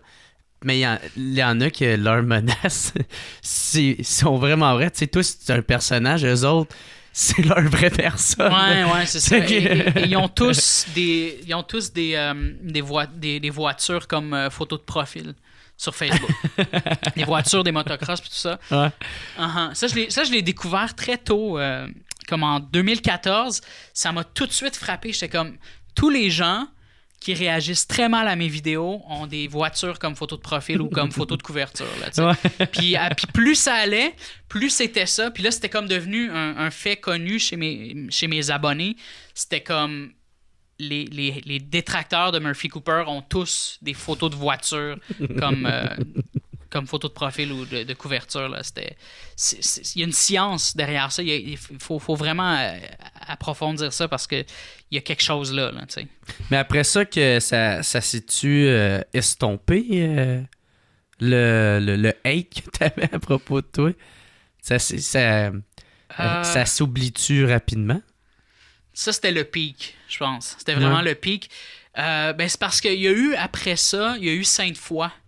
Puis là, avec Sainte-Foy, les gens menaçaient de mort, malgré le fait qu'il y avait des victimes, là, de pauvres gens qui ont perdu la vie dans la mosquée. Il y a des gens qui continuaient à menacer de mort les musulmans ou à se réjouir du décès atroce de ces personnes-là. Fait que là, parce que moi, ce qui est arrivé, c'est que le SPVM pouvait absolument rien faire quand je leur ai dit que j'avais reçu des menaces. Ils me disaient qu'ils pouvaient rien faire. Puis, fait que probablement que c'était la même chose pour les musulmans qui vivent avec des menaces réelles. Là, probablement qu'eux aussi se faisaient répondre la même chose. Mais après Sainte-Foy, là, la police n'a pas eu le choix de prendre ça au sérieux. Puis là, il y a eu une vague d'arrestations. Fait que là, tu pouvais plus faire de menaces de mort sur Internet. Parce que là, la police intervenait, tu sais. Puis... Christ, parce que c'est vraiment triste qu'est-ce qui est arrivé. Ben oui. Au moins, ça l'a emmené ce positif-là. C'est ça, mais je sais pas. Façon. Je sais pas si la police a continué à prendre au sérieux les menaces de mort sur Internet après. C'était peut-être juste comme pour réagir, puis tu sais, juste pour répondre à la demande, puis faire bonne figure auprès du public, puis blablabla, puis tout ça. Là. Je sais pas si c'est un spectacle ou si encore aujourd'hui, on a encore cette ressource-là à notre disposition. J'en ai aucune idée, là. Mais ouais, c'est ça. Fait après ça, j'ai fait une vidéo où je disais que j'étais le père de 2 enfants qui étaient forcés de faire des bricolages de hockey à l'école. Puis j'étais comme non, moi, mes enfants, ils feront pas de bricolage de hockey, blablabla, puis tout ça. Puis là, j'étais comme, c'est pas vrai que mon gars va devenir un barbare. Puis là, il est arrivé aujourd'hui, puis il m'a dit, papa, je peux-tu aller jouer au hockey dans la rue avec mes amis? J'ai dit non. Tu vas aller lire Madame Bovary ou quelque chose comme ça, genre. Fait que ça m'avait occasionné beaucoup de haine aussi parce que là, je m'en prenais aux fans de hockey. Puis après ça, mon compte était suspendu 1 mois parce que il y avait un gars qui avait tenu des propos homophobes à mon endroit. Ben homophobe, je suis pas homosexuel, mais des propos homophobes. Là. Ouais. Puis et là, moi, ce que je faisais à ce moment-là, quand des gens arrivaient... Puis non, il y avait aussi des menaces de me battre, puis tout ça.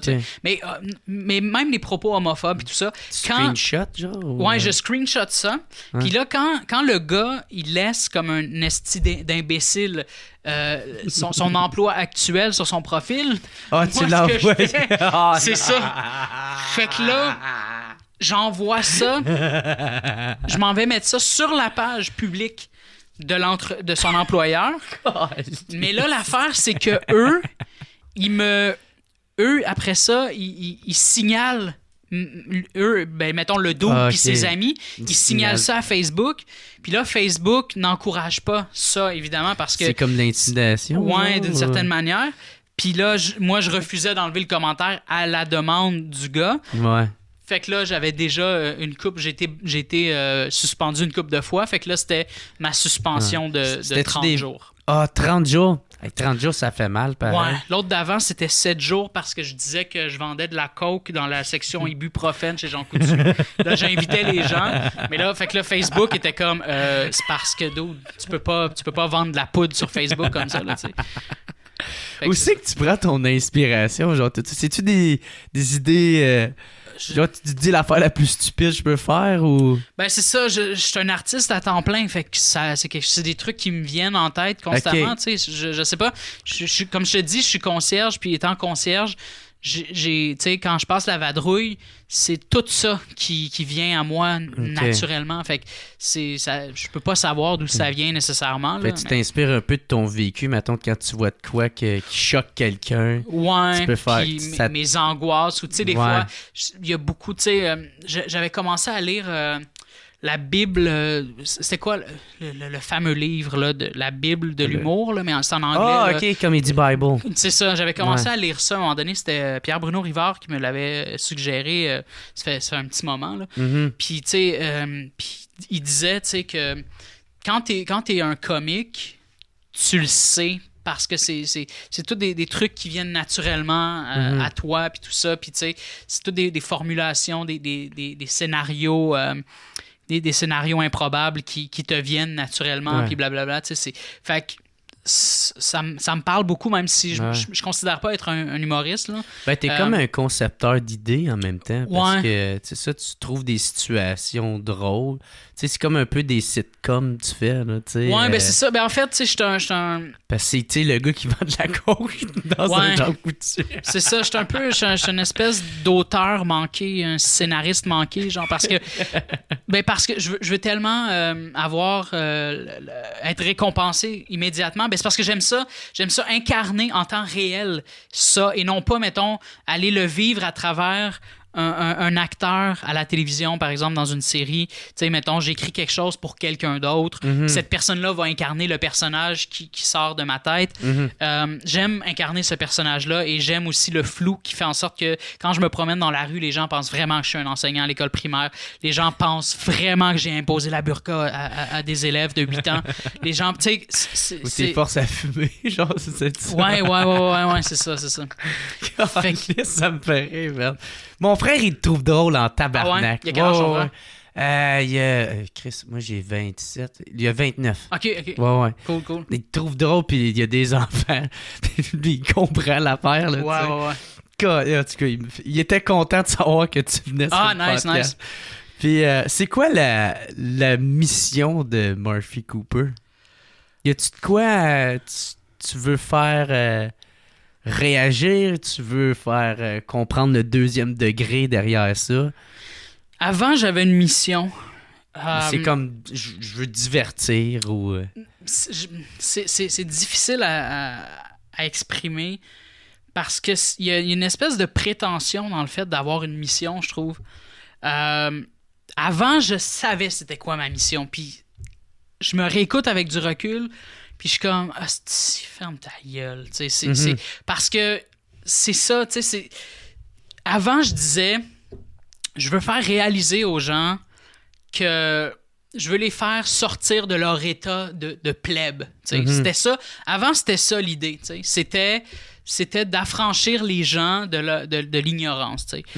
Puis tu peux pas dire ça. J'écoute ça, puis je suis comme, arc. J'ai vraiment dit ça, tu sais. Parce que... Mais c'est une mission impossible, genre? Non, ou... ben parce que tu sais, j'avais l'impression... Ça fonctionnait, tu sais. Ça fonctionne encore, mais tu peux pas dire ça. Tu peux pas dire ça, puis tu peux pas focus là-dessus. Ça peut pas être ce qui définit ton œuvre, tu comprends? Parce que si c'est ce qui définit ton œuvre, hostie que tu te prends pas pour de la merde, là, tu sais. Puis il y a un moment où, malgré moi, je pense que je me prenais pas pour de la merde. Fait que je peux pas penser à ces choses-là. Si c'est le résultat de ce que je fais, tant mieux, mais comme je me tiens à l'écart de ce résultat-là, je ne veux pas penser à ça, et ça fait pas partie d'une mission. C'est plus ça, la mission. La mission, je sais pas c'est quoi, c'est de répondre à mes urgences du moment. Je suis un auteur, je parle d'enjeux sociaux, j'essaie de démystifier les privilèges, amener les gens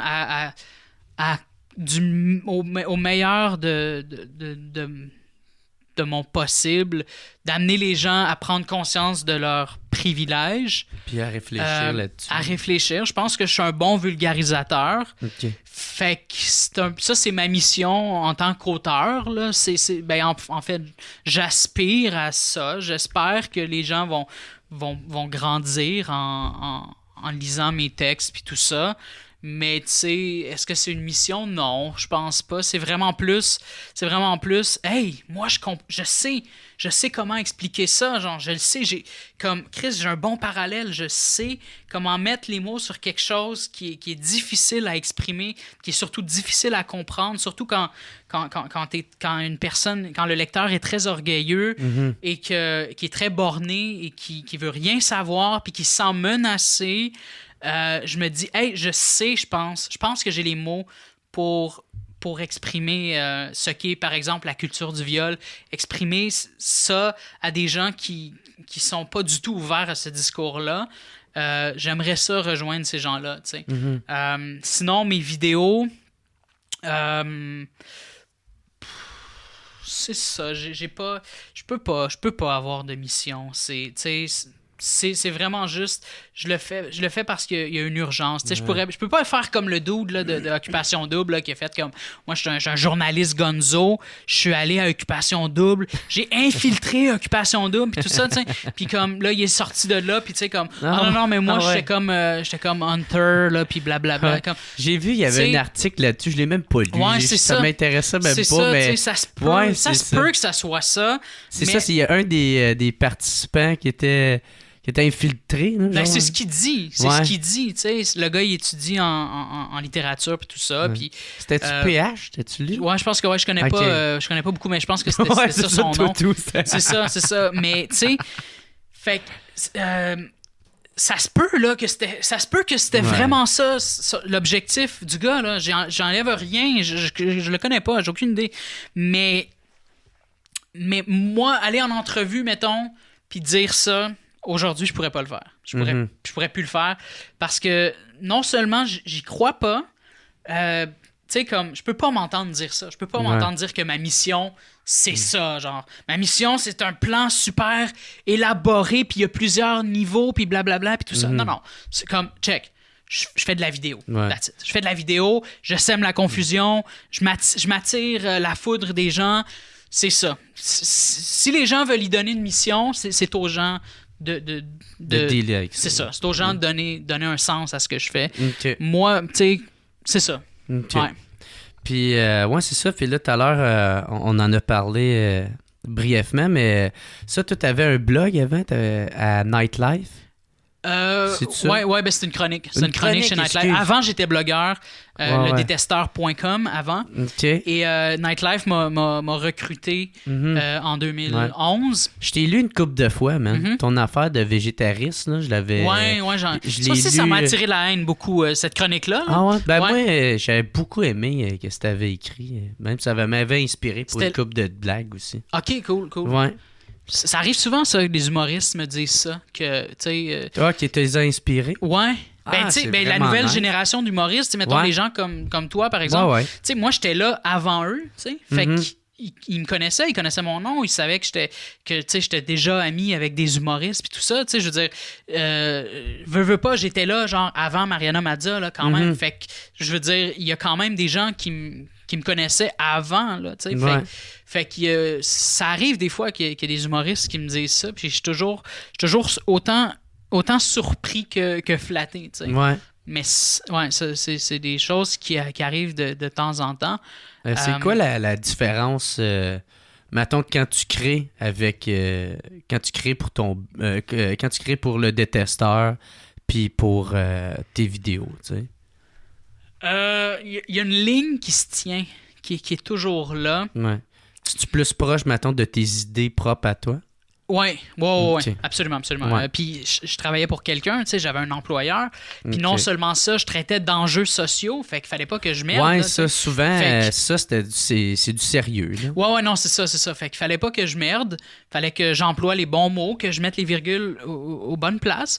Puis moi, je me sentais pas, tu sais, il y a beaucoup de gens qui disent, dont Guy Nantel, qui disent « Ah, mais tu sais, aujourd'hui, on peut plus rien dire, blablabla, je me sens censuré. » Puis non. c'est un challenge. C'est un fucking challenge. Soit que tu l'acceptes, soit que t'es paresseux. Ça, à mon avis, c'est ça. T'sais.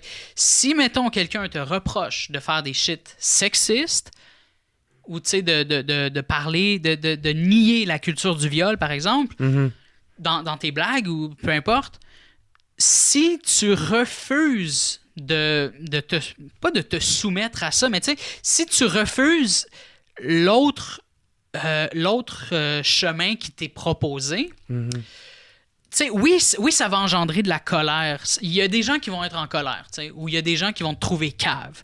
Mais... C'est que tu repousses la limite, c'est ça? Qu'est-ce que tu veux dire? Ben, si tu dis que c'est un challenge. Le challenge, c'est d'accepter le défi que les gens te donnent, qui te disent, OK, là, ce type d'humour-là, selon nous, c'est vétuste, c'est dépassé, t'sais.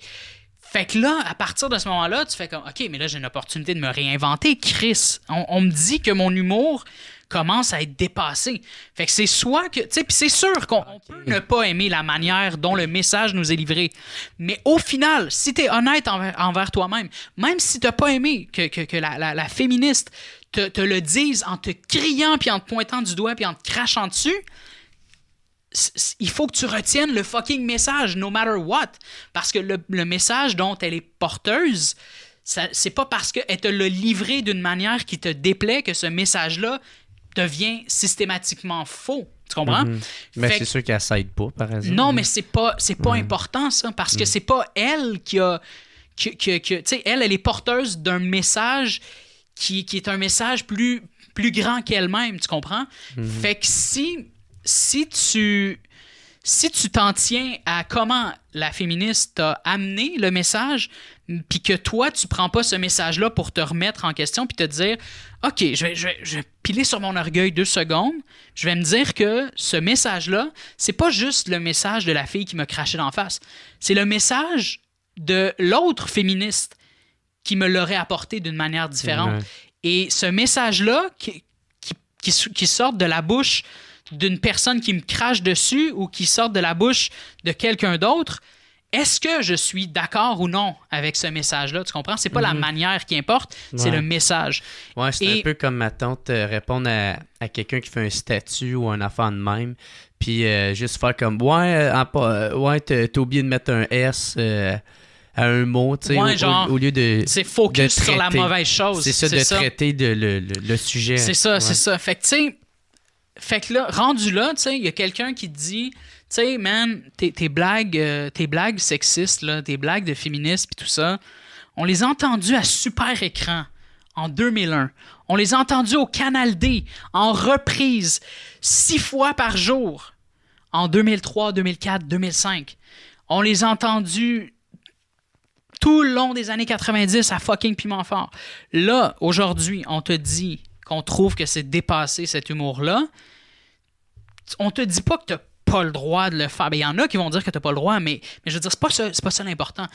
Le message, c'est pas que t'as pas le droit de le faire. Le message, c'est pas qu'on te censure. La censure, ça appartient à la justice. C'est la justice qui décide si oui ou non on te censure. C'est pas la personne qui donne son opinion qui censure, tu sais. Fait que là, rendu là, est-ce que tu te remets en question? Est-ce que tu t'adonnes à un bon examen de conscience puis tu te dis, OK, ça se peut, oui, que mon humour soit dépassé. Est-ce que je prends ce challenge-là puis que je vais pas plutôt prendre une autre direction plus progressiste, par exemple, tu sais? Fait que, tu sais, au lieu de faire des blagues sexistes, moi, c'est ça que j'aime beaucoup faire. Puis ça, il y a beaucoup de blancs qui pensent que j'aime pas les blancs parce que dans mes sketchs ou dans le personnage que j'incarne, je m'en prends souvent à l'homme blanc. Mais au contraire, c'est un challenge que j'ai accepté. Tu sais. Je me dis, man, dans ce que je vais faire, je vais me prouver qu'il n'y en a pas de limite puis que je peux être fucking trash en m'insultant moi-même. Je peux dire l'équivalent de ce que je pourrais dire, par exemple, à une femme, je vais me le dire à moi. Comme, Et tu sais, comme, il y a personne je vais causer de tort à personne.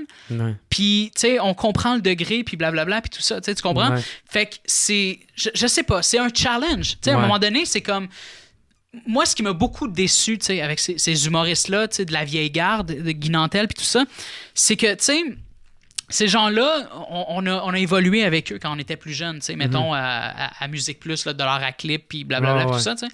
Ou les galas qu'on les a vus. Ouais, c'est ça. Ouais. Fait que, tu sais, eux, ils nous ont apporté quelque chose parce que moi, je me reconnaissais pas vraiment. Puis là, je dis ça, tu sais, comme je suis un blanc, là, c'est sûr que je me reconnaissais à la télé, là, tu sais, comparativement à un noir qui va pas du tout se reconnaître à la télé, là, tu sais, mais je me reconnaissais pas dans le contenu qui m'était donné à la télé, tu sais. Je trouvais que c'était très mon oncle, ma tante, là, tu sais. Puis quand Musique Plus a donné un micro à Jean-François Mercier, Patrick Groux, Louis-José Hood, Raphaël Ouellette, Martin Perizzolo, puis tout ça, tu sais, là, j'étais comme, OK, wow. Là, on a quelque chose, là, tu sais. Là, j'ai envie de faire ça dans la vie, tu sais. Fait que ces gens-là m'ont permis de me soulever, tu sais. Ils m'ont pris par en dessous des pieds. T'ont influencé. C'est ça, ils m'ont influencé, puis ils m'ont soulevé. Puis vu que j'étais en train de forger mon identité, puis tout ça, ben, tu sais, j'ai amené le shit un peu plus loin parce que je viens d'une autre génération. Fait il y a des enjeux qui me regardaient plus, moi, que eux, tu sais. Fait que, par exemple, le féminisme me regardait un peu plus que les gens de la génération précédente, là, tu sais. Fait que moi, j'ai intégré ça, mais qui est-ce qui m'a permis de me rendre à l'étage supérieur? C'est ces gens-là, tu sais. C'est ces humoristes-là. Mais ce qui me déçoit un peu, c'est quand, par exemple, ces humoristes-là ne s'efforcent pas de comprendre le discours des féministes puis tout ça, tu sais. C'est pas nécessairement de la censure, c'est juste, man, on est déçus que vous nous rejoignez pas à l'étage supérieur, tu sais. Pourquoi vous venez pas faire la fête avec nous à l'étage supérieur? C'est vous qui nous avez permis d'y accéder, tu sais, tu comprends? C'est de même que tu le vois, là. Ouais, fait que c'est un peu une espèce de déception. C'est comme, man, mes modèles sont en crise contre moi parce que, tu sais, comme je veux dire, eux autres, tu sais, avant eux, tu sais, il y avait la cohorte là, des Yvon Deschamps puis tout ça, là, tu sais. Puis, ben, eux, c'est sûr qu'ils ont amené l'humour à un autre niveau parce que c'est une autre époque, c'est des mœurs qui étaient différentes puis tout ça. Fait que c'est sûr que, par exemple, tu sais, il y a des jokes il y avait peut-être des jokes racistes qui passaient à l'époque d'Yvon Deschamps, mais quand eux sont arrivés, tu sais, quand Mike Ward, Louis-José Hood, puis tout ça sont arrivés, mais eux, tu sais, ils regardaient peut-être les humoristes de la génération d'Yvon Deschamps, puis ils sourcillaient, puis ils étaient comme, c'est quoi ça, ces jokes-là racistes, là, blablabla. Mais c'est la même chose qui se passe avec nous en ce moment, tu sais. Fait que, tu sais, quand je vois qu'il y a des humoristes de la vieille garde qui ne m'aiment pas du tout, je suis comme, j'aimerais ça avoir une conversation avec eux pour pouvoir leur expliquer ça, justement, parce que c'est pas qu'on en a contre vous, c'est pas qu'on cherche à vous censurer, c'est juste que, comme vous, ben nous, il y a un petit quelque chose de plus qui est propre à ma génération, qui a fait en sorte que, ben pour nous, on trouve ça dépassé, les blagues sexistes. On trouve ça dépassé. T'as-tu cherché à essayer de communiquer avec eux autres? Non, ben non. Pas du tout. Ben en fait, ce qui s'est passé avec Jean-François Mercier, c'était ça, là, tu sais. Ben, pour mettre les gens en contexte, là, tu sais, l'histoire de la blague de crème glacée, là, tu sais, où il disait... en Éthiopie... Ouais, c'est ça, il disait, tu sais, déhanche-toi pas en tenue sexy sur le dance floor si tu veux pas te faire regarder comme un Éthiopien qui regarde de la crème glacée. Genre, je pense ça, une affaire, il disait, c'est comme si moi... J'allais en Éthiopie puis je mangeais une crème glacée. C'est ça, quelque chose comme ça. Puis, tu sais, c'est pas un drame, là, ce qu'il a fait. C'est vraiment pas un drame. Puis, c'est sûr que ça a suscité beaucoup de commentaires désagréables. Puis, j'en doute pas que son inbox était surchargé de trucs violents. Là, j'en doute pas du tout. T'sais. Mais je sais qu'il l'a pas bien pris quand j'ai dit en fait, c'est pas moi qui ai dit qu'il participait à la culture du viol. Ce sont les féministes qui lui reprochaient ça. Puis moi, dans mon texte, je lui expliquais pourquoi les féministes disaient ça. Puis pour vrai, j'avais rien du tout contre Jean-François Mercier. Puis moi, dans ma tête, je me disais, je peux me permettre de lui expliquer ça parce que je le faisais tout en nuances. Et de toute façon, c'est le genre de truc que, tu sais, c'est pas Gabrois, là. Tu comprends?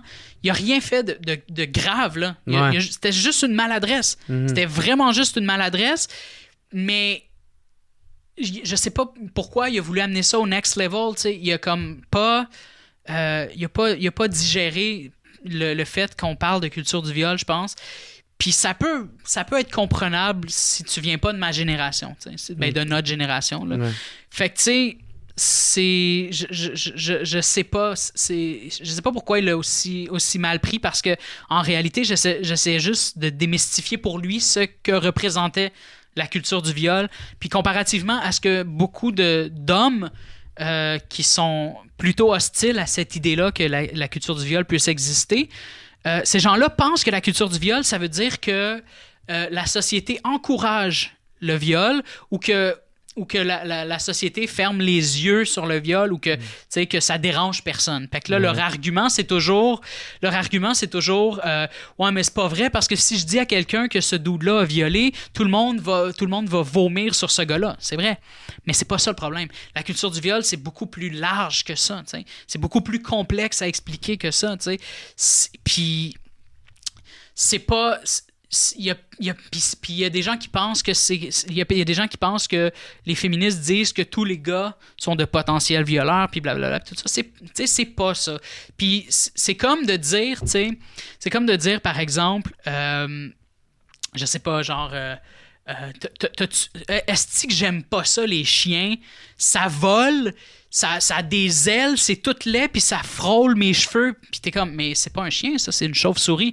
Puis là, c'est comme si la personne continue à faire comme, ah non, c'est un chien, c'est ça un chien. Comme, check, je serais d'accord avec toi pour dire que les chauves-souris, c'est de l'esti de marde. Sauf que là, ce que tu me décris, là, tu penses que ça, c'est un chien, mais c'est une chauve-souris. Mais c'est ça le problème en ce moment avec les hommes qui sont fermés à cette idée-là de culture du viol puis tout ça. Fait qu'en tout cas, en gros, c'est ça. Mais ça, t'avais-tu cherché à communiquer avec GF ou...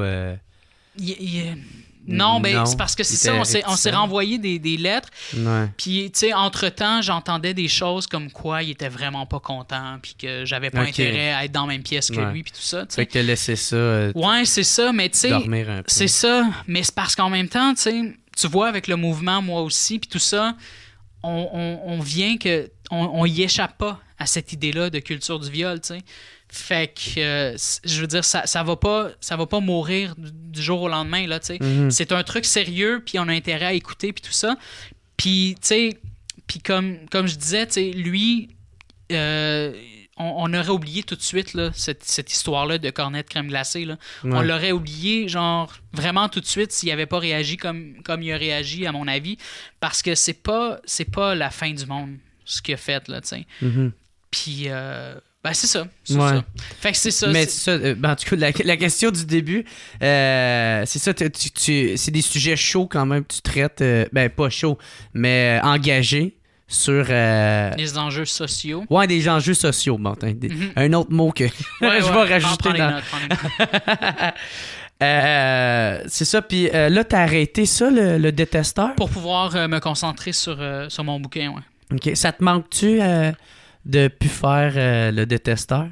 Le détesteur, non, parce que c'est ça l'affaire, tu sais. C'est que c'est peut-être ça qui a été mal interprété aussi du côté de Mercier.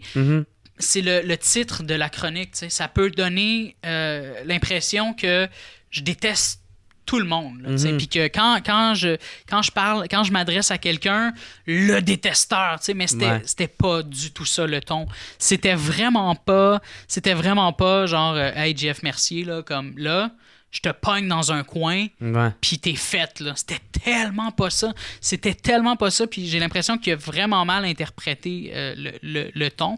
Puis il pensait aussi que je faisais ça pour ma carrière puis tout ça, tu sais, mais je veux dire... Pour avoir du clic... Ouais, non, c'est ça, mais tu sais, je veux dire, regarde où je suis aujourd'hui, tu sais, j'aurais pu être tellement plus loin que ça. Je me suis tellement fermé de porte depuis ce temps-là, j'ai tellement décliné d'opportunités, là, tu sais, je vis pas pour la gloire, là, absolument pas, tu sais. Fait que Fait que, est-ce que cette chronique-là me manque en tant que telle? Ouais, ben oui, parce que pendant 6 ans, à tous les mardis, je livrais un texte, puis j'étais systématiquement récompensé. Pas récompensé, mais tu sais, récompensé par les lecteurs y avaient accès tout de suite. Fait que ça, c'était une récompense pour moi. Là, c'était une récompense immédiate à mon travail. C'était les gens likaient, partageaient, lisaient, réagissaient. T'sais. Fait que ça me manque un peu, mais en même temps, c'était délibéré. C'était pour pouvoir me concentrer sur mon livre. Mais tu sais, je ferme pas la porte non plus à écrire de temps en temps. Puis quand je vais avoir fini mon livre, je vais peut-être être chroniqueur ailleurs, je sais pas. Mais en même temps, je pense que c'est un monde qui tire à sa fin, ça, l'instantanéité, Internet, puis tout ça, l'économie du like. Ouais? Là, ben, j'ai l'impression que ça tire tranquillement à sa fin. C'est même... avec ce qui vient d'arriver aux États-Unis, la neutralité de Non, Internet. non, même pas. Ben, peut-être, je sais pas, mais moi, c'est pas ça mon point. Là. C'est que même Facebook, tu sais, depuis les c'est ça, ils ont changé l'algorithme. Ouais, c'est ça, depuis la présidentielle américaine, là. Tu sais, il y a tellement eu de désinformation puis tout ça que là, Facebook est comme, OK, là, le divertissement passif puis les fausses nouvelles, ça va faire, là. Fait que là, ils ont comme limité la portée des vidéos virales sur Facebook puis tout ça. Puis, tu sais, je veux dire, à un moment donné, je publiais des vidéos, là, c'était du 200 000 views systématiques, là, dans la même soirée, là, tu sais, ça avait aucun sens à quel point la portée était infinie, là, tu sais. Puis là, ben, ils ont décidé de limiter tout ça. C'est moins intéressant d'être sur Facebook en ce moment. Puis au début, j'étais comme, Chris, ça fait chier. Puis après ça, j'étais comme, mais esti, j'ai plus envie d'être sur Facebook. J'ai plus, tu sais, ça n'a plus d'importance, les likes. Récolter des likes, ça a de moins en moins d'importance. Puis justement, cet effet d'être récompensé dans l'immédiat, là, tu sais, genre, tu penses à quelque chose, t'es comme, esti, je vais faire un statut, je vais avoir genre 2000 likes. Ça, c'était quelque chose qui me parlait beaucoup avant. Puis aujourd'hui, je suis comme, man, un statut de genre 500 mots, j'ai comme de la substance ici, je m'en vais crisser ça, genre je m'en vais brûler une idée. Ce 500 mots-là, en ce moment, là, c'est un 500 mots que je peux convertir facilement en genre 10 pages dans mon livre, là, tu sais. Fait que c'est comme... Fait que t'aimes bien la conversion que tu es en train de faire vers le livre. Puis non seulement ça, c'est que plus ça va, plus les gens sont portés vers la facilité, l'insignifiance, puis tout ça. Tu sais. Occupation Double a connu un succès sans précédent au Québec là, cette année. Puis, sûrement plus sur Internet, sûrement. Ouais, aussi. Ouais. Mais j'ai entendu, tu sais, que, mettons, le gagnant, là, Adamo, que je le connais à cause du hip-hop. Il était sur ce forum-là, Hip-Hop Franco, à l'époque, justement. Okay. Mais lui, j'ai entendu dire qu'il va dans une soirée, là, tu sais, où il est VIP puis tout ça, là. Il n'y a pas le choix d'avoir des gardes du corps avec lui. Là, c'est à ce point-là. À ce point-là. Ouais, je pense que ça n'a jamais été ça avant. Parce que je me rappelle, quand j'allais dans les clubs, je croisais souvent des gens de Love Story puis tout ça. Là, Love Story, Chris. Puis ces gens-là, il n'y avait pas de bodyguard autour d'eux ni rien. Là, fait que c'est huge là, en ce moment, Occupation Double. Mais ça représente... Ça parle fort sur l'insignifiance... sur le fait que les gens sont vraiment axés sur l'insignifiance en ce moment. Là. Tu sais, je veux dire, quelqu'un qui a un bon physique là, avec des abdos puis tout ça, un six-pack puis tout ça, décide là, que vraiment il mise sur sa personne puis ça devient une business. Là. Genre, je deviens juste quelqu'un qui se part une business à partir de mon corps d'athlète. Là, tu sais. Ben, ça se pourrait que ça fonctionne, puis ça se pourrait que ça fonctionne en tabarnak, là, tu sais. Fait que des fois, je regarde, tu sais, j'ai des lecteurs qui, super brillants, qui vont liker, par exemple, des photos d'un dude qui fait rien d'envie à part se faire bronzer sur un bateau, puis qui fait juste tout le temps passer d'un resort à un autre, genre s'en va en Jamaïque, puis après ça, puis il se fait payer le vol par Air Transat, genre, puis là, il s'en va après ça, il s'en va à Cayo Coco, puis blablabla, puis tout ça, puis c'est comme... Puis ça, là, quand je vois des likes de gens que j'estime beaucoup, ces gens-là, quand ils like ces photos-là, genre quand ils like des photos en bikini ou en chest, je suis comme, man, genre, ton like vaut rien, là. Quand tu likes mes statuts que je juge ou mes textes que je juge pertinents, puis qu'après ça, tout de suite après, tu te retournes de bord puis tu t'en vas liker une photo sur un boat. C'est comme ton like a plus de valeur, à mon avis. Puis c'est ça. Puis ces gens-là gagnent de plus en plus en importance sur Instagram, sur les médias sociaux en général.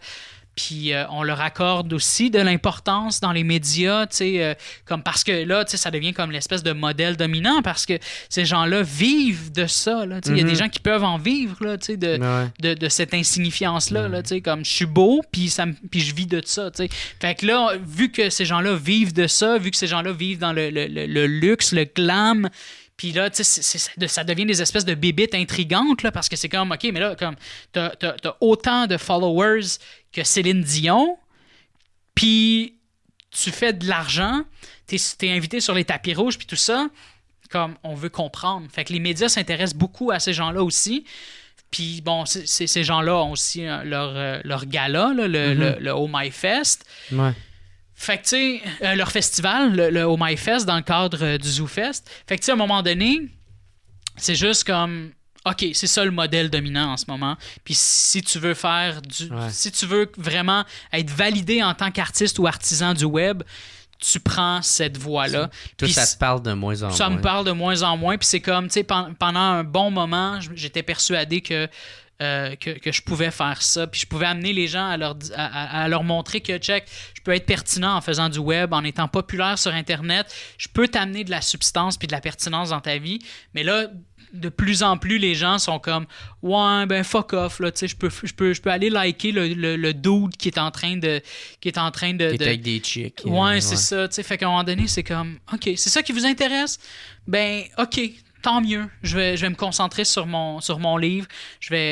Puis ça m'intéresse même plus l'instantanéité, la réponse immédiate. Ça m'intéresse plus parce que ça n'a plus de valeur. Ça n'a plus de valeur. Je surprends toujours des gens en train de liker ces estis de photos-là sur Instagram, puis c'est ça. Ça te pue au nez. Ouais, complètement, là, tu sais. Ouais. OK. Fait que...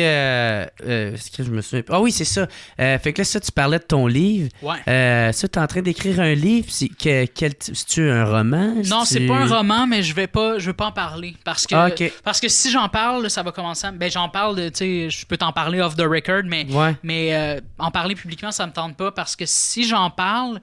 ça va mettre de la pression, là. Tu sais, je vais être obligé de justifier là, Murphy Cooper s'en vient avec ça. Tu sais, j'ai pas envie de ça. Fait. OK. Yeah. OK, ben c'est cool. J'avais une autre dernière question pour vas-y. toi.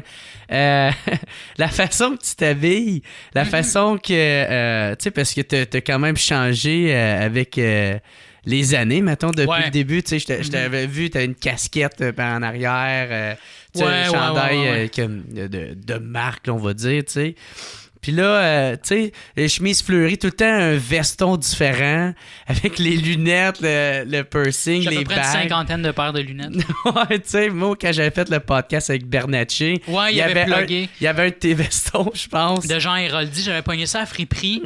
Puis il y avait mes lunettes aussi, j'avais donné des lunettes qui me faisaient pas. Ouais. Fait que là, il a fait comme, mais là, ça fait trop Murphy Cooper, j'aurais pas le choix de dire que ça vient de toi. Là. Ouais. Puis c'est ça, c'est parce que t'aimes porter ça ou c'est parce que t'essaies de faire un branding, t'essaies de... J'ai toujours été comme ça. Comme sur ma photo des finissants en secondaire 5 en 2002.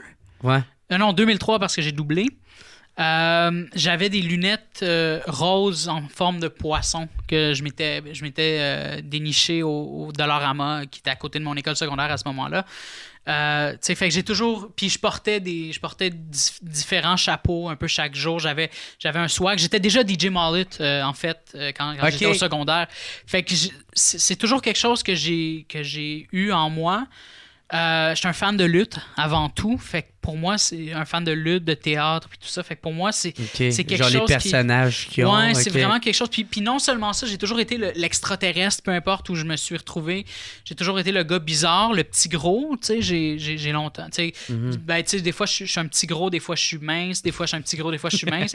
mais je suis toujours le gars qui est vu comme différemment. Ouais. Fait que mes modèles... Qui est marginaux. C'est ça, fait que marginal. Les modèles, excuse-moi de te corriger, mais c'est pas grave, ma mère était prof de français. Okay. J'ai connu ça. Ouais, c'est ça. Ouais. J'étais où avec ça?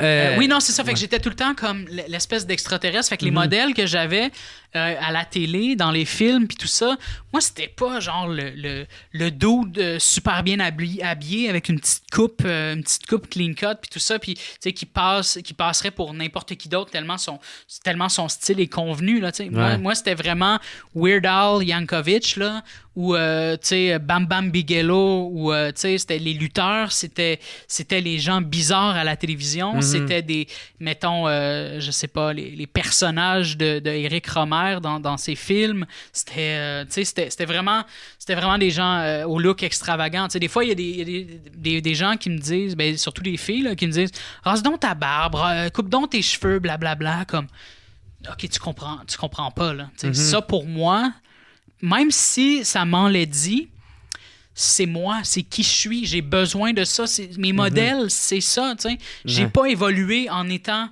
le gars super conventionnel, tout petit, tout maigre, genre, puis, tu sais, comme un fils de bourgeois, puis tout ça. Non, je viens d'une famille, tu sais, où on a connu la pauvreté. J'ai été souvent le bizarre à cause que j'arrivais pas avec la même fucking boîte à lunch que tout le monde. Ouais. Fait que, tu sais, à un moment donné, c'est ça mon modèle. Penses-tu qu'il y en a qui se rejoignent beaucoup à toi avec ça? Je sais pas. Ouais. Je sais pas. J'ai...